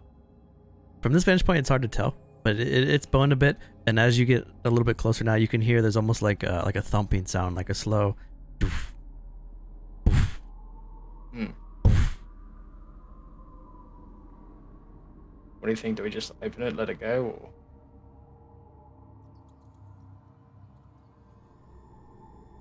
Grau's going to get behind the group, and you can see him like almost getting down in like a football 3-point stance. With the door, does it look like it opens inward or towards us? Towards you. If I Okay. Looking for the door hinges. Which side? What Hector wants to try and do, seeing Growlgot do that, gives him the nod. He wants to get onto the side of the door where the hinges are, so he can like pull the door open towards him, and then just let the two. Whatever could happen. So you want to be on the side. Yeah. So you'd pull the door towards you like this, like you'd pull it open towards you. Yeah. Hector's gonna make it like very apparent whilst trying to be as quiet. Like he's gonna be opening it like this. Everyone cool?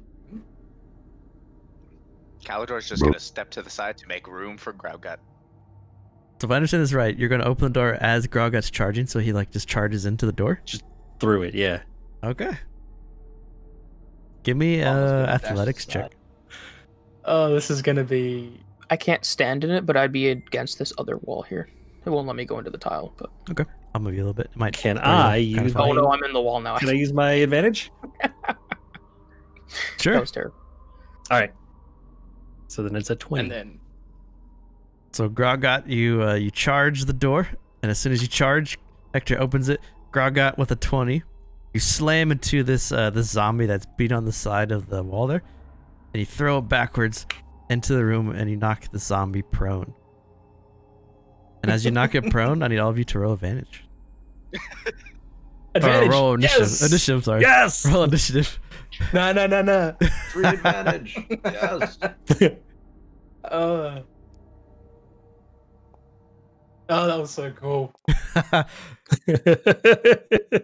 Suddenly lose sight of everything. Zombie just got like speared. Growl's just sitting there. Here comes the pain train, baby.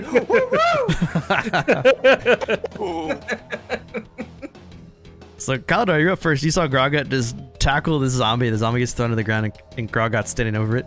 You see another zombie in the room behind that zombie, but you also hear, with your perception, moans coming from behind both of the doors inside the room too. Alex is just gonna easily walk a bit past Growgut, and he's going to stab this poison. You got it. You got advantage because he's prone.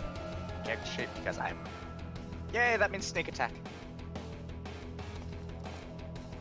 This is like a crit. Oh, it's a crit. Oh. Yeah. Oh, so that's. Oof. And that's a total of 6 damage added to that. Oh wait, no, hold on. Wrong crit. So that's a slash roll, and this time it'll be 2d6, right? Because it crit. Yep. Slash roll space 2d6. You might be able to kill him in one turn. You love to see it.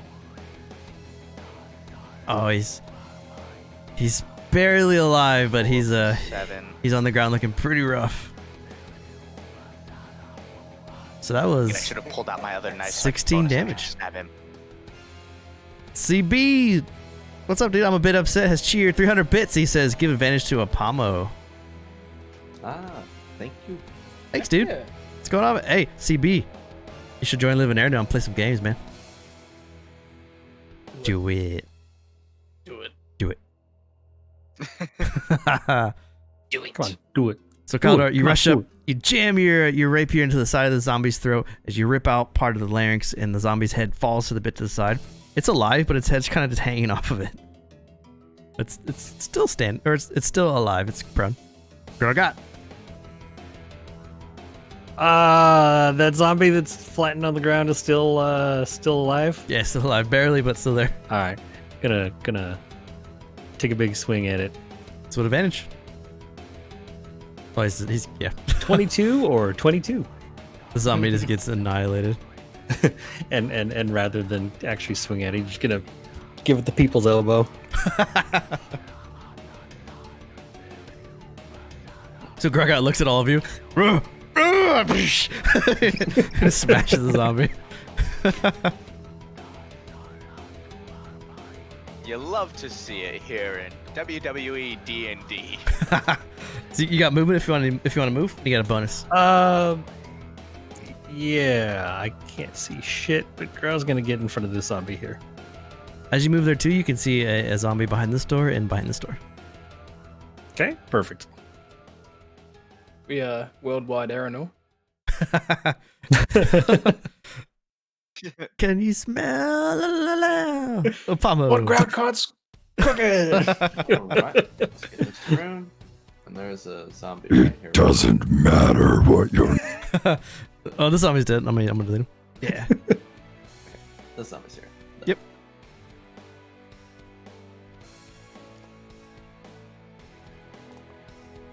Ooh.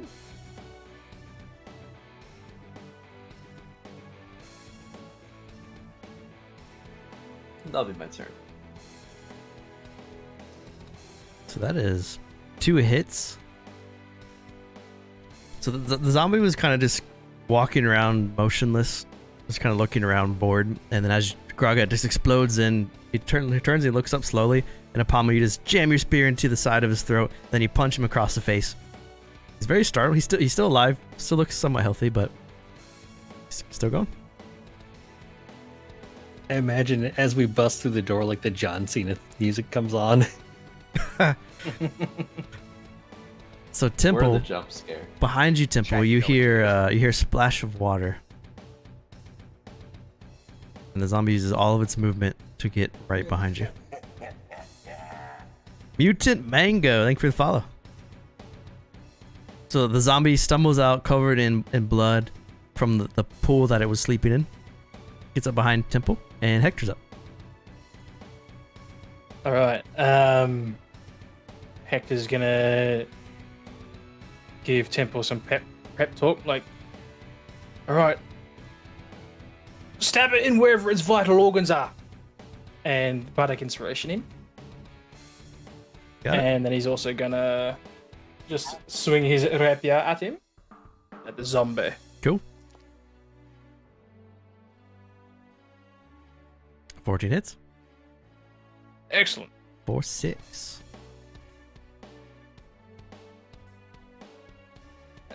That's all my stuff. Goes to Temple. All right, Temple's gonna stab the blood pool zombie.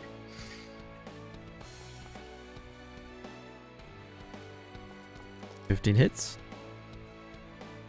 13 hits. Ooh. So he's not quite dead, but you carve him twice with your short sword. He looks pretty rough. He loses one of his arms. He like staggers a bit as you took out a huge chunk of his side. Still standing. He looks pretty hurt. All right, I'll save that inspiration. Zombie time. Zombie's gonna stagger out towards Grogat. He's gonna slam you. 19 to hit Grogat. He's bruised back both hands. Roar. As he hits you, you can feel his wrist break like across your muscular body. Just like still bruises you a bit. The zombie's gonna stagger out and he's gonna slam at Calidor. 15 hit you. The zombie falls into the room, and as he sees you, he composes himself and he's smashes into Calidor with his zombie fists. The zombie's going to slam at Opamo. 7. Miss. Goes to Calidor. Just gonna... Pulling out another weapon to use in my free hand is a bonus action, correct? Yep. Still going to pull out one of my daggers for future turns. Okay. And I'm going to stab Zombie with my rapier. Ooh, 21 hits. For 8. And Grogat's next to you, or next to him, so you get a sneak too. So Oh, sweet. You get some sneak damage.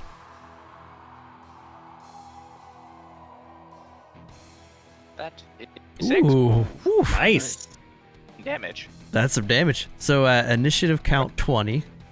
You hear ding, ding, ding, ding, ding, ding, ding, ding, ding, ding. Grogat. Having heard this zombie like break its wrists after hitting him, it's gonna turn to it and just laugh at it. And, Pathetic. And we'll take a reckless attack at it. Ooh. 15? 15 hits? 13 damage? Are you not raging? No, Never. not raging. Nope, not raging. It's 11 damage. 11 damage. A wild swing, Opamo. You have to duck under the swing as he comes back like a baseball bat. And he caves in the zombie's chest. The zombie still stands, but it took some damage. That'll be my turn. Okay. Okay. Opamo. Okay. I'll put one in front of me. Oof. Damn. Good ass damage. You take your spear, you jam it into the throat of the zombie, and then you rear back with your armor strike, and you smash your spear, and it goes through the zombie's throat, and the zombie falls. That'll be my turn.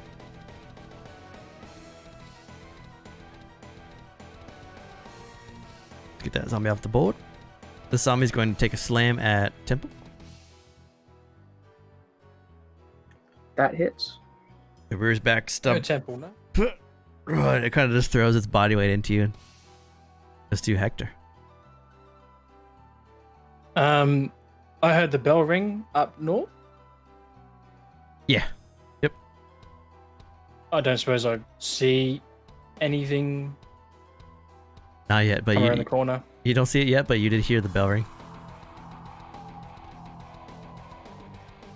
I want Royal to. Rumble means more mobs are about to enter. Yeah. Yeah. Actually, I'll just. I don't know if it's gonna be that little thing. All right, I'm just gonna go. Just keep stabbing at this thing and just keep an eye on the corridor as well. So. Hey, yeah! Take that, you. Oh. Oh, 8 misses.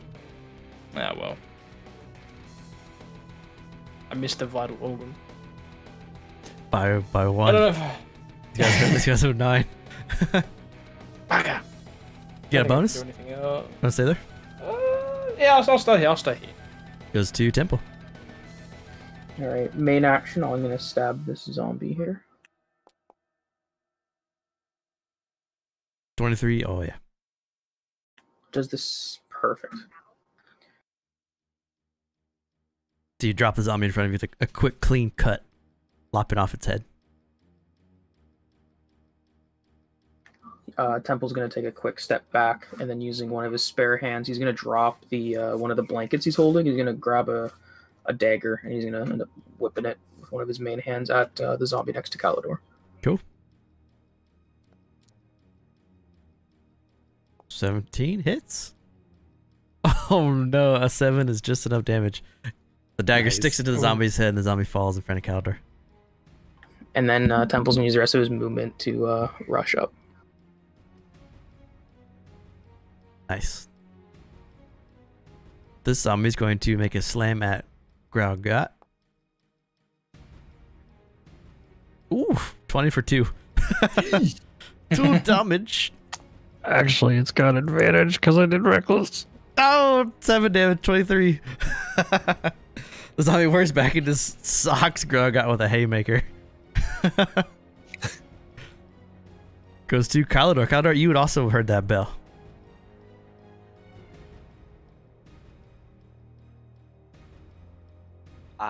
Calidor's move on up to this one right here, who is just straight up punched his friend in the face, and he's going to stab it. You got it.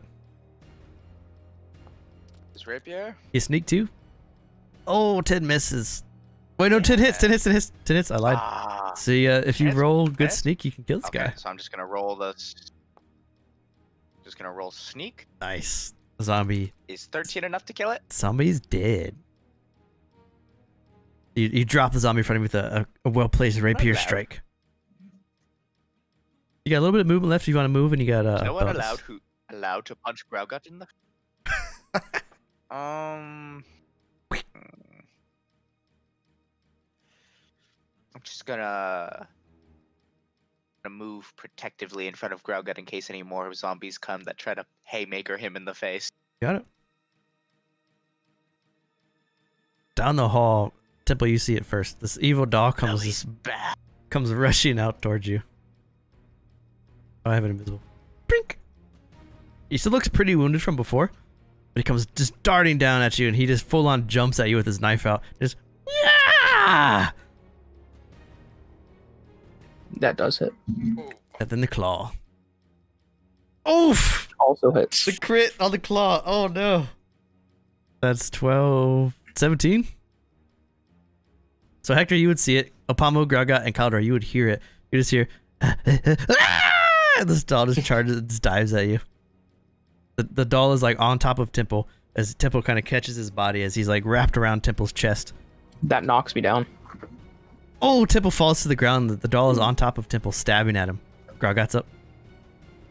All right. Let's see. How far away is this thing? Not close enough. 40 feet away. Yeah. Gar's just gonna move up here, in front of Hector, and I'm gonna hold my action, which would be to take a swing at this thing, reckless if it comes near me. You got it. Just to do it again for the Twitch chat. I want to show the doll. I just love this. The icon's so good. He's just so small you can't see him. I've got a toy sound if you want me to use it. Do it. Oh, it's so creepy. It's so creepy. So Gargot, you rush up. You ready yourself for an attack if he gets close to you? Yeah. Opamo. Pama's gonna be able to dart all the way right here. Got that nice monk movement speed. Nice. And he is going to smack this thing very hard. A 14 just is enough to hit it for 4. Okay. And then he's going to also use an arm strike. 18 hits for 7. Nice. And he's going to do this on that final punch. Urza's Fury for 8. So you see Temple fall. The doll is on top of Temple. It's like stabbing Temple with his knife. And you just rush up next to it. You jam your spear into it, push him off Temple. And then you smash, full of rage. You see Opamo just rage out and just slam into this doll. The doll looks pretty hurt. Oh, it's not dead? He's not dead. Fury blows. Okay. Oh, yeah? So that, excuse me, one moment. Before damage is close, but he's got a sliver of life. Alright. I'll let someone else handle that. Hector's gonna kick Temple back. He's gonna run up. Kind of wants to, like, sort of like lurch over the little Temple dude and sort of like pull him back if he can. If he drags Temple away, will that provoke? Yeah, he'll get a swing at him. He does. Okay, yeah, don't want that. Oh, he will cast Cure Wounds on Temple.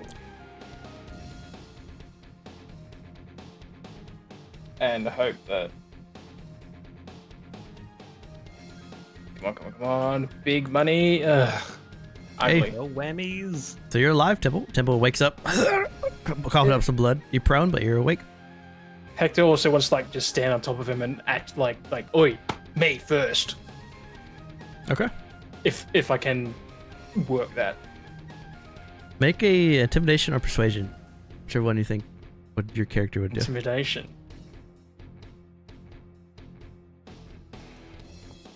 Give me a story to tell. A 1 or a 20? I'm using advantage on that.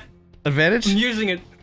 I'm spending it. Oh, you run a 1 and a 20. No!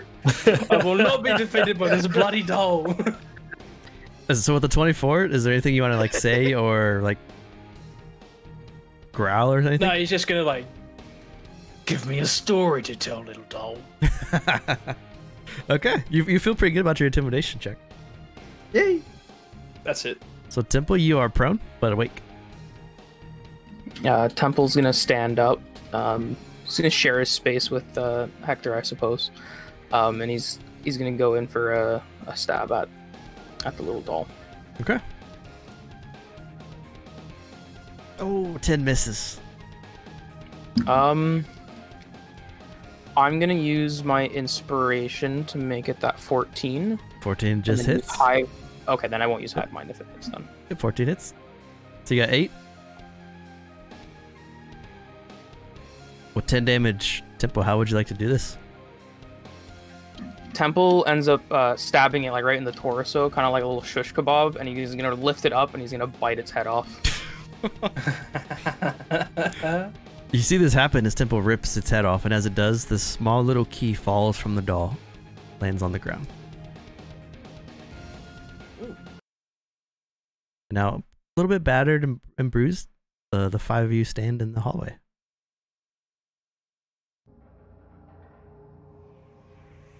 Calidor, not realizing that Temple already killed it, will charge. Oh, hold on, I have to turn up the bed. Twitch or Trix is doing a 5 gifted subs. Ooh, Thanks, dude. Damn. Out Livin got a sub. Nazib got a sub. Dazzler Cat, you got a sub. Mutant Mango. And Hello Governor got a sub. How was Lemon not subbed? Hello, Governor. good question indeed. Well, shout out to Trix for the 5 gifted subs. Give him some love in chat. Thanks so much, dude. If you're gifted a sub and you want to play games with us, you can sign up for Live in Air now. So if you want to play with us, check out that link Heck and play some games with us. We got 5 DMs and 20 plus players all playing games.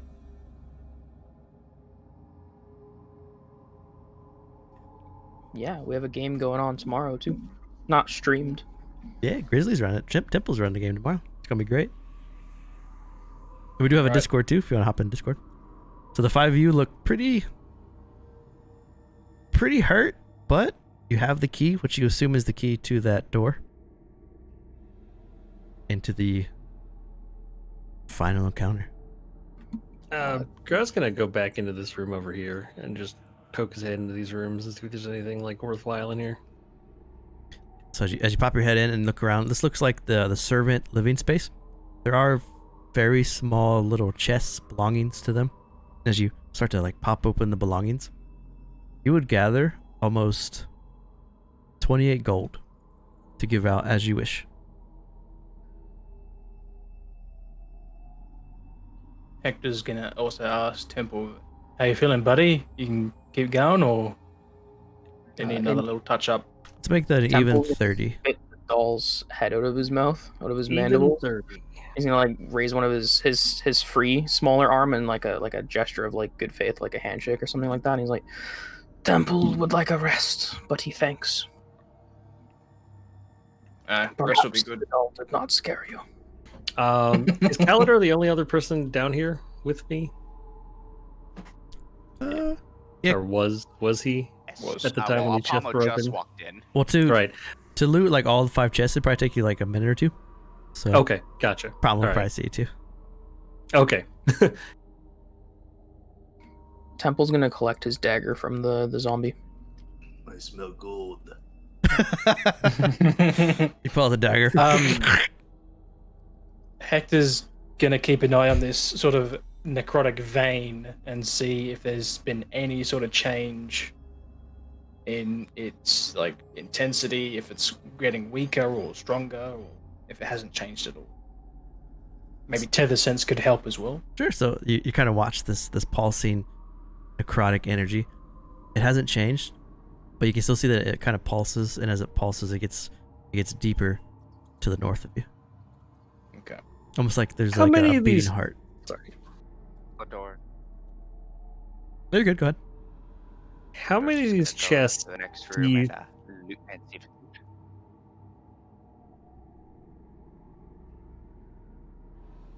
You'd went through about 5 chests to get all 30 gold. Yeah, but how many do you think that Graga would have gotten to with just Calidor in the room? Make a sleight of hand.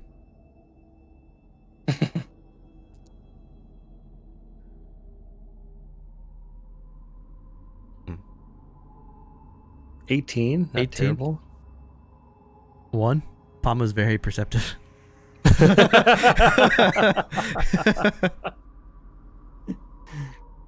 Grab will wink at Calidor and pocket the 1 that 6 gold. Yeah. Pocket the 6 gold, yes. Wait, is that right? 5 I'll times go 5 divided by look at 6. Grogra and just wink back. That is correct. Yeah, be 6 gold, yeah. Yep. So you find 6 gold, and then you find 24 gold after Pamo sees Yeah, you. 24 gold, yeah. Grogot Just find takes out a gold. flask And he'll takes it straight. he'll hold his hands with 24 gold in it. Them damn pirates. Oh my. Alador seeing the winks like, oh my goodness, just Grogot, how kind of you to share it with all of us. Would you like me to divvy up the end? Would you like to hand it? He'll just like hold his hands out to Apamo and Temple and Calidor just to like take them or take some. We take our share. Yeah, Temple Yeah, will take his of share. 24 gold. 6. But yeah, Temple's gonna like sit on one of these cots, and he's gonna use one of the bed sheets to like do like a makeshift bandage around his torso where he was stabbed. And he's gonna take a short rest. Does not care if anyone else doesn't want to. He's taking one. I'll take one as well. In this room. Oh, if everyone's going to do that, I'm going to bring out the loot, and Hector's going to come down and have a little jam session. Okay. Toss a coin. Taking a to short your rest? Pirates. So short rest. Roll hit dice if you want to. So in theory, if we're all splitting 24 gold, yeah. So you could do 4 pretty easily. Then you have that extra to Yeah. do with as you want. Can you use Bardic Inspiration on hit dice when you're rolling? No, I don't think so. Yeah. Ugh. I think Bardic Inspiration is 10 minutes too, so you would drop it. I also give you a d6 extra for For health? I'll just roll it. Yeah. Oh, snap. Is Song, it- Song of Rest? Yeah, oh Song of yeah. Rest, Song of Rest yeah. is so awesome. So you got hit dice and you all get an extra 3 Question, health. how do you roll hit dice on... So on your Foundry? on your sheet, if you hover over hover over your sheet, you go up to your token and hover over your token, there's like a bed. And there should be like a short rest button, and then you hit that and it should ask you how many hit dice you want to spend. Ah, okay.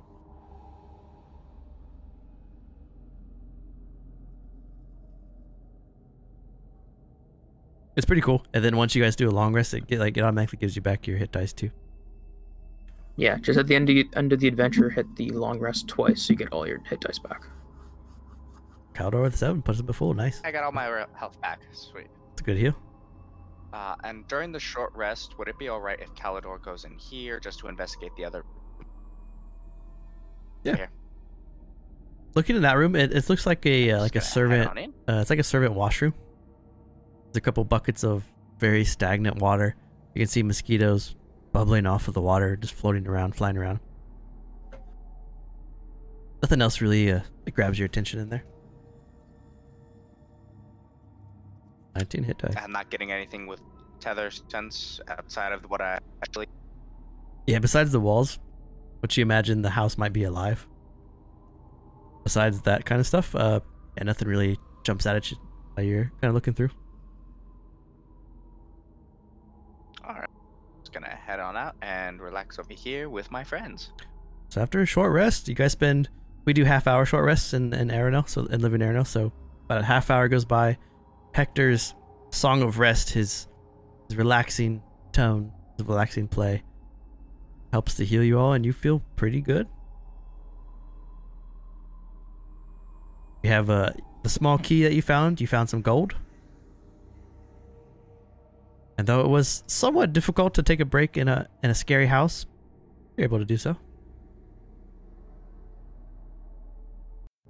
Does Temple show us the key that he picked up, or?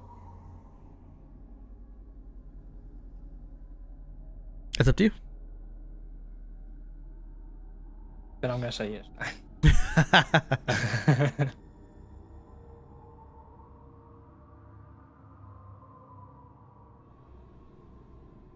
Shall we continue? Temple? Or Temple is good. Oh, Did- it's empty. oh, why is the whiskey gone? Ah.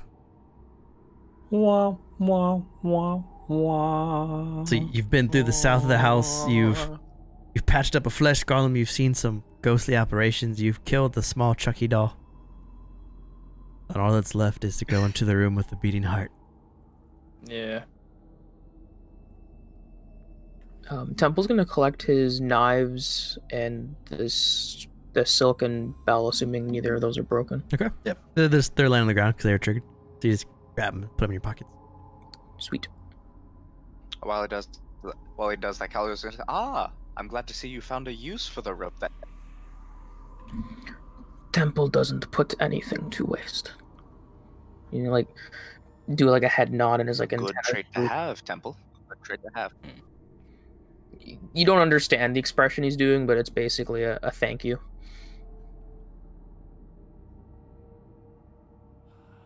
Calidor will just nod back and continue on his way. So unless Hector knows about the key, he's just gonna be like, right, this is the last thing.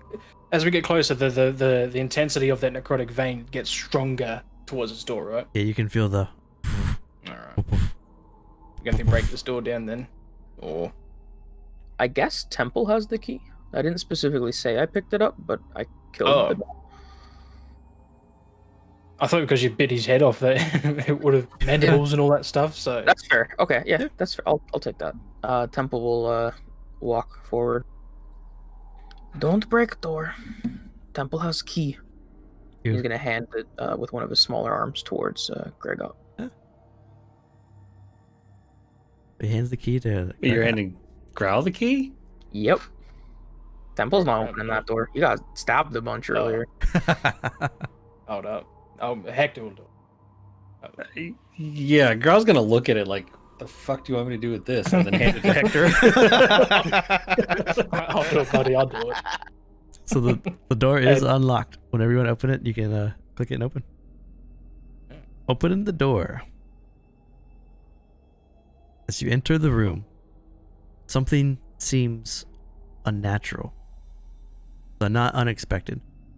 A skeleton is busy at work behind a writing desk, frantically writing notes in a translucent, ethereal ledger.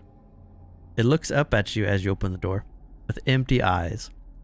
It halls, starts to move as a hauntingly high-pitched voice says, "Ah, you're here! He has been waiting for you. You may proceed, Advisor Gutrid." From behind you, you feel something dark trespass through all of your bodies.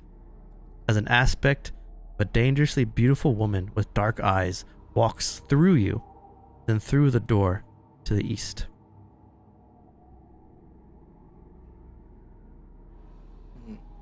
Right. I must see how this plays out. Bloody bird! Grow got to have think about this. If okay, I was gonna say Hector was lead the way to open the door, unless someone else wants to. Sure. So the door opens. As you step into the room, in the corner there, the room appears empty at first, but as you blink your eyes, a small, pretty girl, no more than 5, maybe 6, is sitting on the bench at the end of the room, a door to your south. She seems to be waiting very patiently. The dark and deadly woman appears in the room, smiles at the child, and hands her a doll. The doll looks very similar to the one that you've slain. The girl smiles in joy as the woman evaporates, walking through the door to the south. The child's smile in front of you turns to pain and anguish. You see blood-soaked stab wounds appear across the child's dress. She falls limp, tumbles into the floor, vanishing. And sitting over her, you see that same doll, the knife and grin. And then the doll looks at you, then also fades. Hector's gonna storm off to the door and open it up. That is Or try not to. how hatchlings should be treated. Tall Temple, not at all. So a couple things will happen here. I'm gonna pause you real quick. So who wants to be the one to open the door? Hector? So I'm gonna move you all kind of just back into the room. With Hector is the one that opens the door. Oop, I didn't mean to close it. Because two things are gonna happen here as you open the door. Hector's in the middle there. So as you open the door, I need all of you to make a strength saving throw. Oh, no. That's not something I'm good at. And to show what the creature looks like in the room, have the witch. Damn. Oh no, dude! Got a total of 0. Oh, well, this feels right. So a couple things are gonna happen here. Well, this is paused. So Kalidor, Temple, and Hector. Hector, you open the door, and as you open the door, it's like your body is grabbed and pulled, and you're thrown into the room. Temple, Hector, and Kalidor, you're all thrown into the room. And as you're thrown into the room, Apamu, Gragat, you stand your ground and you hold. And as you hold, the door slams and locks behind you.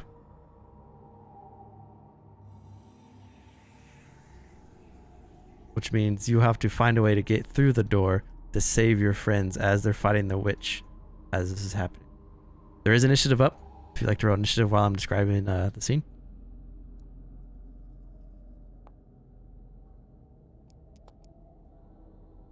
He's scared?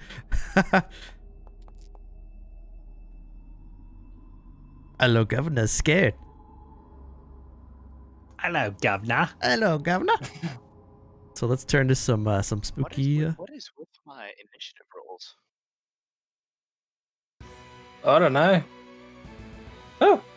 So before combat begins, you're pulled into the room. The door slams shut behind you with a great gust of wind that blasts the room.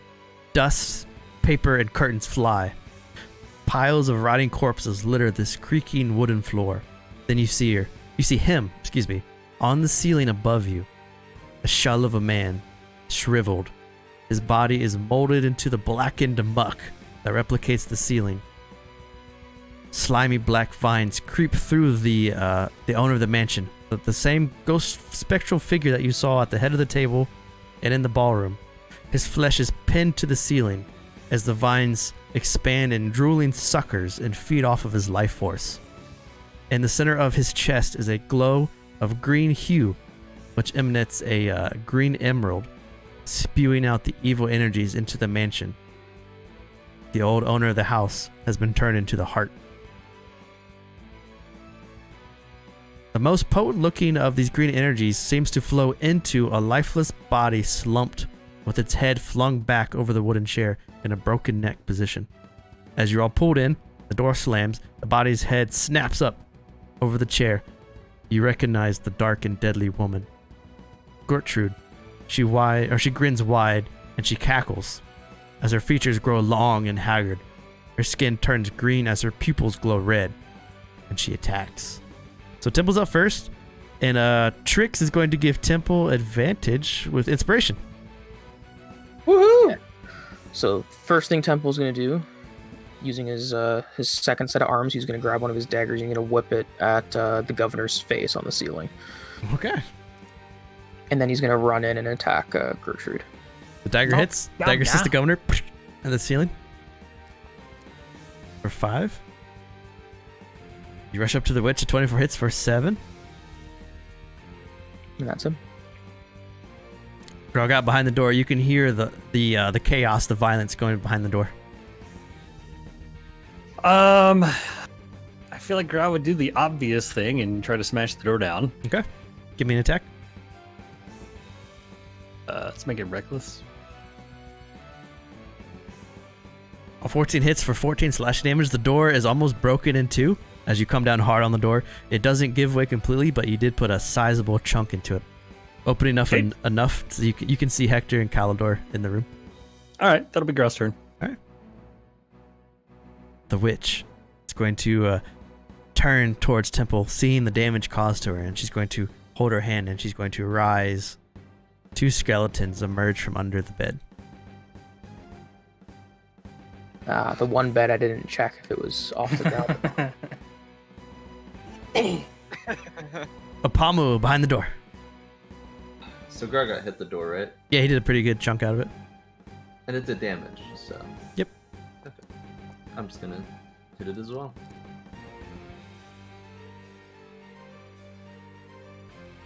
Oh, it's almost gone. You're back with your spear. You slam it into the door, and then you come back and you smash your fist into the door, trying to get to your companions. The door is almost broken off its hinges, but it still holds. Hector. So I can turn around and see that the door's being broken down and going, oh, not my problem. They've got it sorted. I'd like to sort of back up a little. Can I move? Okay. Baby Bat says, go, Ethan. And then I don't know if I have enough time to sort of investigate this magical thing for like a weakness or something, but I'm going to cast Fairy Fire on top of the near the witch. Okay. Yeah, that'll do. So dex save on the witch. Yep. She fails. So the witch is outlined in your color of choice. Do I need to do that roll as well? Oh yeah, perfect. Right, purple. You dropped it nice. So she's outlined in purple, outlining her form. So attacks against the witch have advantage.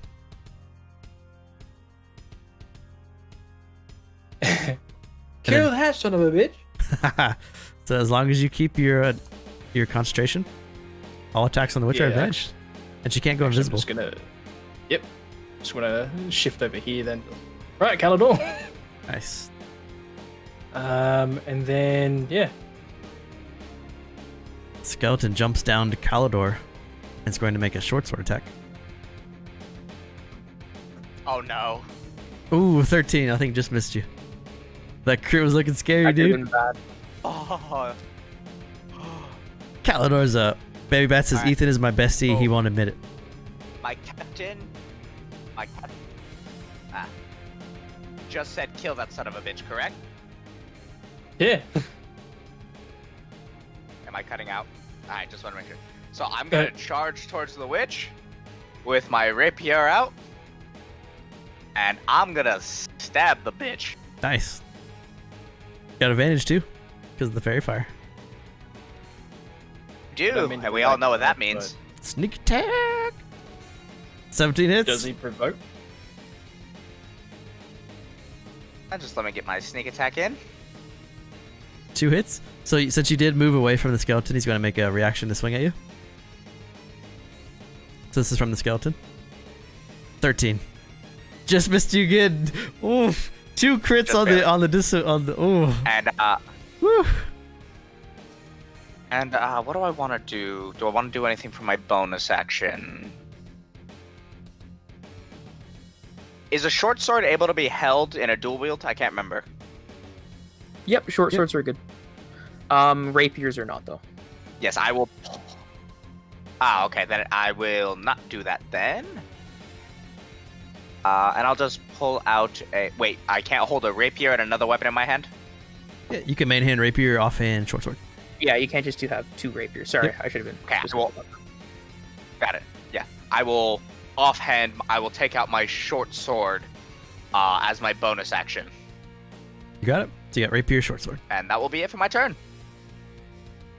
The skeleton's going to rush up to Temple. Make a short sword. That does not hit. Top of the round to Temple. The governor, is he still alive? If I take a quick glance. He looks alive. He looks like he's holding. I'm bonus action again. Gonna throw another one of them knives up there.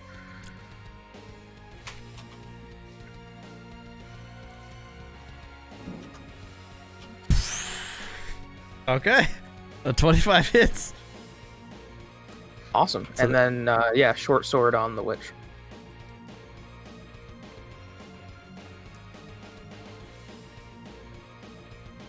So a 19 hits from the advantage for 8. So you above you hear the governor looks pretty wounded, and the witch, as you drive your short sword into her, she looks like she took some damage too. Grog out behind the door. There's no way for me to bust through this thing without using my full action, is there? Nah. No. All right. Yeah, he'll just bust through the thing. take one more swing at it, reckless. You got it. It would have been hilarious if only one of you would have made it in. It just had to work. With a 14. Just run away. Just try to survive. He'll move into let's see. Move in over here in front of that guy. As he busts through the door and goes, Oh yeah. So you just destroy the door off the hinges. The door just caves inward, destroyed, and you rush into the battle. You see the governor on the ceiling and the witch in front of you. yeah, that'll be the end of his turn. All right, the witch.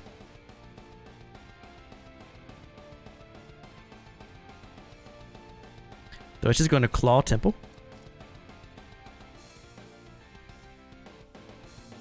That does it. Hit very hard. And then the witch, she claws across Temple's face. Temple takes a huge gash from face to cheek to chest, badly wounded. And then the witch is going to look up at the governor. Palm move. The door has been knocked off its hinges in front of you.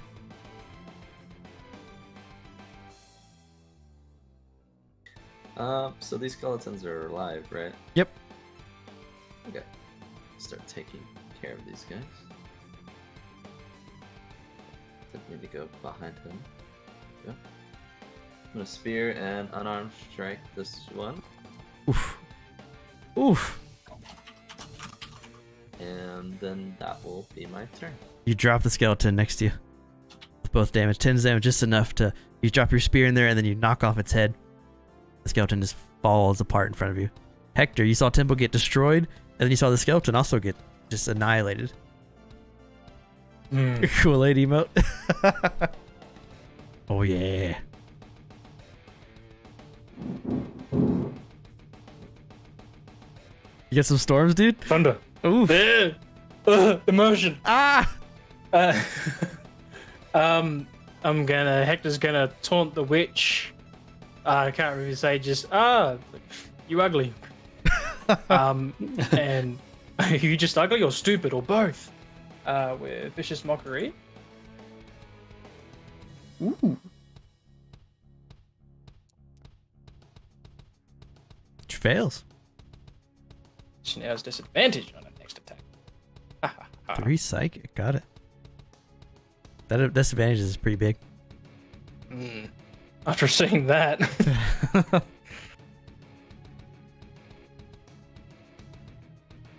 That's all I can do for now, I think. I want to try and, like, also in between, just sort of, like, suss out what's going on with this bloke at the ceiling. Try and see if there's any sort of patterns going on or, like, appearing. So you can see that he has that emerald, like, in his chest. The emerald looks to be what the heart is that pulses out the green, like, necrotic energy. Okay. It also runs to the like... witch, too. Okay, I don't suppose I could get Growlgut and say, "Get that emerald." So you, Growlgut, you hear Hector yell at the emerald and point to the ceiling. Oh wait, how high is the ceiling actually? 20 feet. Again, 20 feet. Oh jeez, never mind. We got. I'll change it to we got to get that emerald somehow. Calidor. I am going to attack the witch with my rapier. Died witch. 23 hits for 10. You get sneak too. And I'm going to add in my sneak. The 3 damage 13. is enough to and make then the witch bonus look hurt. action. Yes, and then bonus action, short sword attack. 18 hits. That fairy fire doing work. So that witch, after the 19 damage, looks pretty hurt. Just so you know, the offhand weapon doesn't get the modifier bonus. Oh yeah, is it on there? Yeah. All right, I got it. You... That would have been a... I don't remember what I rolled. The skeleton. I got it. You're good. Skeleton is going I to have a short plus sword 3 to... Temple. Yeah, so it would have been a 15. That hits. Temple gets knocked unconscious Oh, no. by the skeleton. Top of the round, Temple death save.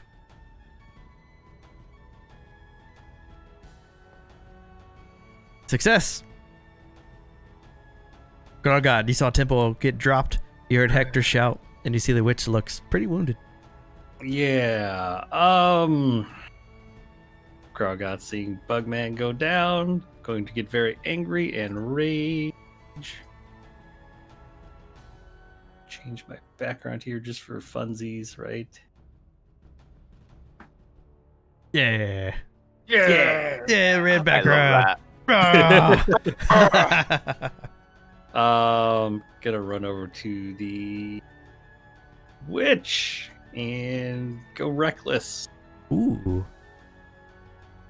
with the rage for 7. I don't think you need to do reckless because of the fairy fire. Oh, well, yeah. Because of the fairy fire, I forgot about that. I was in the room, he wouldn't have known that. How's that? There you go. I mean, no, she's bright purple now, so Is what it is. It's fine. yeah. So you Go for great, 7. great axe the witch for 7 damage. She takes the great axe into her chest and it sticks for a second, and then you have to pull it out with a. You pull it out, and part of her rib cage breaks apart. The witch You. is going to claw Gragat. 24 for 8? Yes. Or half to 4? Or 4. Barbarians! They're so tanky. On initiative 10, before you go, Apamo, the house is going to shudder. Everyone, so Apamo, Hector, Palador, and Gragat make dex saves. I'm good at those. 18's good. 19's good. Everyone passes. Everyone's good. Apamo, you're up. The house just kind of shudders and shakes, but you're able to hold your composure. Okay. So spears have reach, right? Yeah. Pretty sure they do, yeah. Yeah. Okay. Pretty so sure. He's gonna spear the witch. A 15 And, misses. Okay. And then he's going to unarmed strike this one over here twice with Fury of Blows. Ooh. So the 18 hits, but the 12 misses. But your 18 for 7 damage does some pretty big damage on that skeleton. Alrighty. It looks like spear is thrown and versatile, but not reach. That's fine. Okay. You might be thinking of the Dory spear, my homebrew spear. Oh. Yeah, that one's you're got right. reach on it. Yeah. And I'll just make that spear attack on the zombie if that hits or not. I didn't realize that. So a 14 does, and a 6 is enough to kill the zombie. Okay, cool. So the zombie gets annihilated. And that'll be my turn. Hector, you see Temple down.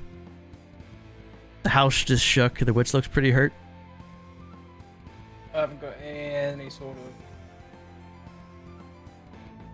I'm just gonna keep taunting her, like, "You old ugly bat."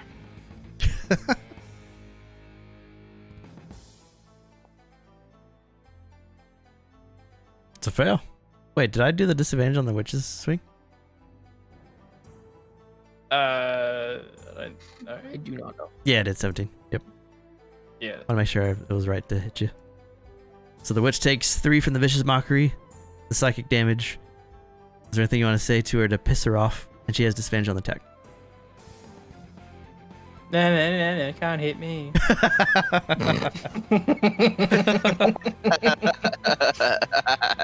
Galador. Calidor's going to stop for a second. It's like, did my captain really just do that? And then is just going to stab the lady with his rapier again. Oof. Sneak 2. Sneak attack.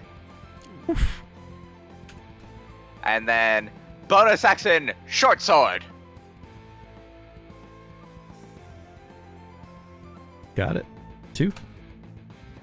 That should be 2 damage, yeah. She's looking pretty... She's still standing, but she looks pretty rough. She's looking pretty hurt. Goes to Tempo, death save. Hold on, dude. Oh, he almost had a 20. He almost woke up. Still looking good though. Still Hang in there, buddy. Gragat. You can do it, Temple. Growgat's gonna smash. And Growgat's just gonna Growgat, right? 14 misses. Do I have any inspiration? No. No, I don't. So the witch, taking that big chunk of damage from Kalidor, is going to make a claw attack at Kalidor. I'm a bit upset, CB. 300 bits. Says whoever wants it. You got Kalidor, Growgat, or Hector. Thanks, dude. Half my health.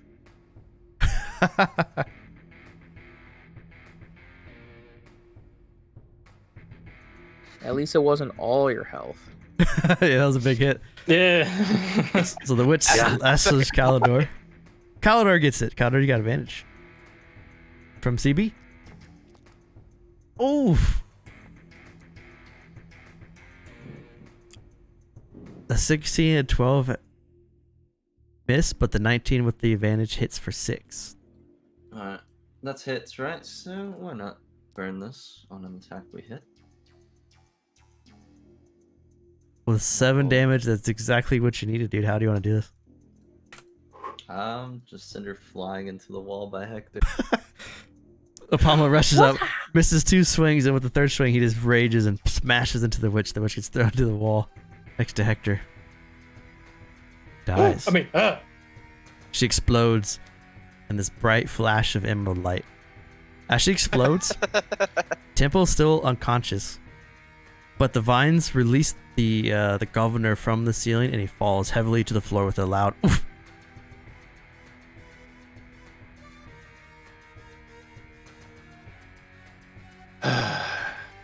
Good day, Governor.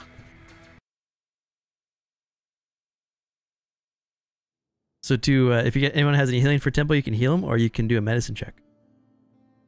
Probably gonna rush over and do a medicine check. And I'll help Hector. So you stabilize Temple. He's unconscious, but he's stable. Okay. As you stabilize Hector, the governor rolls to you with a very shallow whisper. Thank you. And then the emerald in his chest explodes in this bright arcane energy. And then the room around you rumbles. Dust falls through cracks in the ceiling. The manor begins to shake. The walls begin to decay and erode as the manor begins to cave in on itself. You have to escape now. And you're going to have to carry Temple as you do it. I'll pick up Temple. Okay. I was gonna say, get Grout got. Yeah. So this is a skill check. This is like a 4E skill check. The 4 of you have to use your skills in a way to escape this. You can use any skill you want, but you can't use the same skill. So these are like acrobatics, animal handling, arcana, those type of skills. You have to give me an RP reason of why you use the skill to aid yourself or your party to escape, and then you have to roll. And if you fail, the house will cave in on top of you. So each of you can use one of your skills, the 4 of you, unless you can get Temple up in some way before this happens, some sort of healing. But you have to give a different skill. Each of you has to give a different skill, but you can plan and plot and kind of like metagame which skills you give. And then you have to describe in RP how you use the skill to aid your party as this house basically falls in on itself around you. We can use any skill or only the physical ones? Any skill. You just can't use the same skill as someone else. So you have to like choose which ones kind of Okay. strategically. Hector would like to use intimidation to scare them into running faster. Like, no, if you don't run fast, I'm gonna kill you all. So you want to intimidate the party to run? You want to crack a whip? Just like, yeah, I'm gonna crack the whip. All right, I got. I'm gonna bloody hope that you die here, otherwise I'll give you such a flogging. Acrobatics. I'm gonna look ahead, make sure nothing has blocked our path. Okay, Palmer's going to Dodge acrobatics. around items. Got it. Grow's gonna use strength as we're exiting this room. He's gonna just brace the doorway with his body. All right, someone will give you athletics, and then Kalidor. Calidor will use his deception to make it look like he sees something behind us all to terrify them to run even faster. I love it, this? dude. That's so funny. Oh my god. He just looks and goes, I didn't mean to target you, Apamo, but so I got Hector Intimidation, Apamo's Acrobatics, Grogot's Athletics, Calidor's Deception. So all 4 of you make a ability check. Oh! That's gonna be an advantage. You gotta use your advantage? That's a good idea, dude. Yes. And- Might as well use it before the night's over. Yeah, it's smart. I'm also going to use my advantage and added my d4 from being a true elf to that roll. Okay. Goes from a 21 to a 24 Oh wait, from my deception. that was not what I wanted to do. Can I re-roll that? Because I did strength accidentally instead of athletics? Yeah, make athletics. Okay. So Calidor's is a 24. Apamo's is a 19. That's not a ton better, but... Grogot's a 15. 15's good. Hector's a 19. Okay. So, Apamo, you throw Temple over your shoulder, and you're running through this house as it's falling down around you. And as you're running through the house, you hear Calidor yell out that there's something behind you, and you turn around, and the shadows throw off, and you think there's like a ghost or a gas chasing you. So you just book it even harder, going down the stairs. As you go down the stairs, Apamo, you leap to the bottom, looking around both sides to make sure the coast is clear.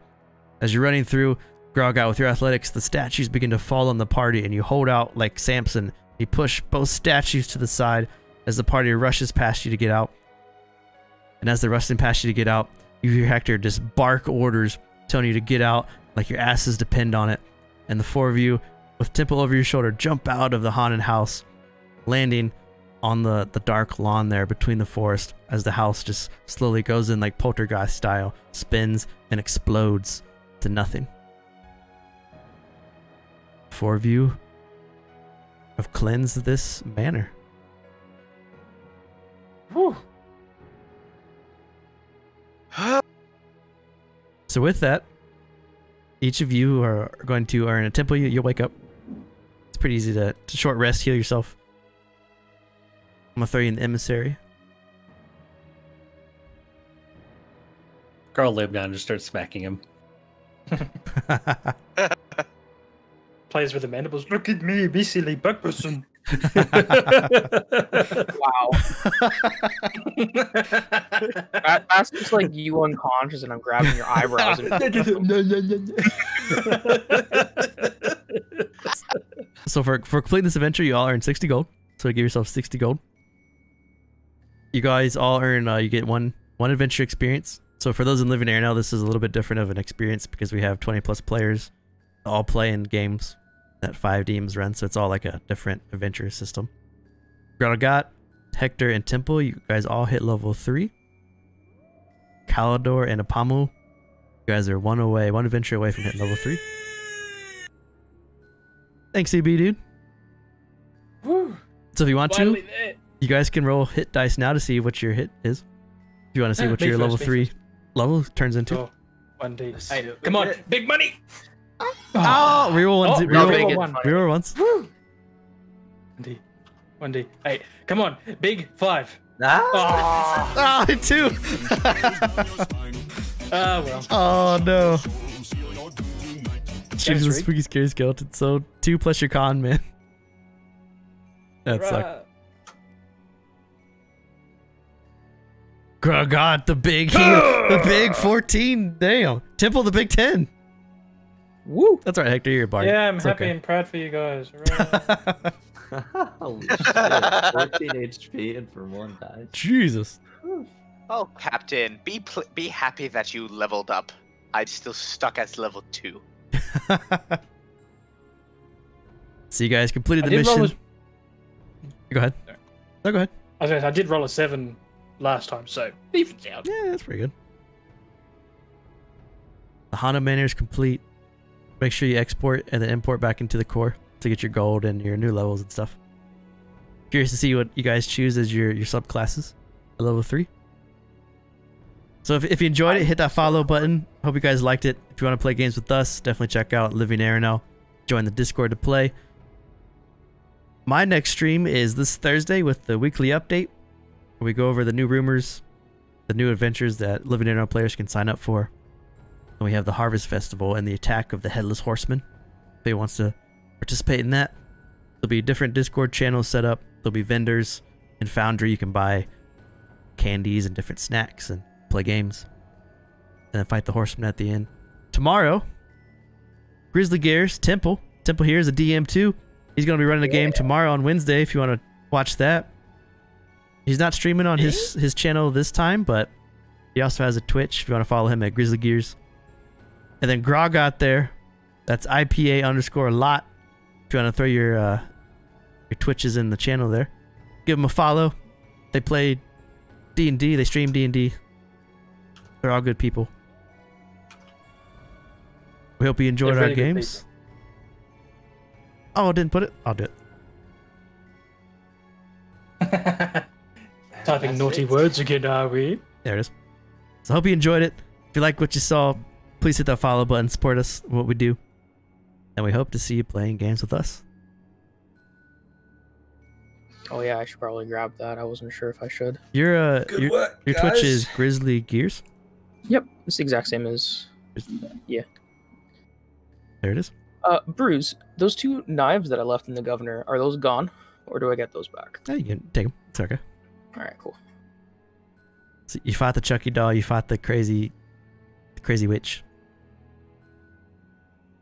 Some zombies. I And we got can't. to spear tackle a few of them. Damn it. Well, I'm pretty excited to get you guys over level 3. So we can throw some big shit. Oh. We can throw some Level real 3 stuff at you. is so nice. I actually have an arc, like a subclass now. I can do things. It's Yeah. gonna be cool. I'm just really torn because I love the swashbuckler, but your arena fighter for rogues is really good too. Oh yeah. If you play D&D and you want to download some PDFs, we got the vault down below too. I think we got 100 plus PDFs. We got 30 subclasses now. Grab some stuff for your games. We got a lot of D&D shit going on. There's a lot going on. A lot of D&D. D&D. So hope you enjoyed our spooky adventures. Hope to see you tomorrow on Discord watching Grizzly play. And we'll see you in the next one. Have a good night. Yeah, see ya. Good night. I'm going to meet you guys quick on Discord. Okay.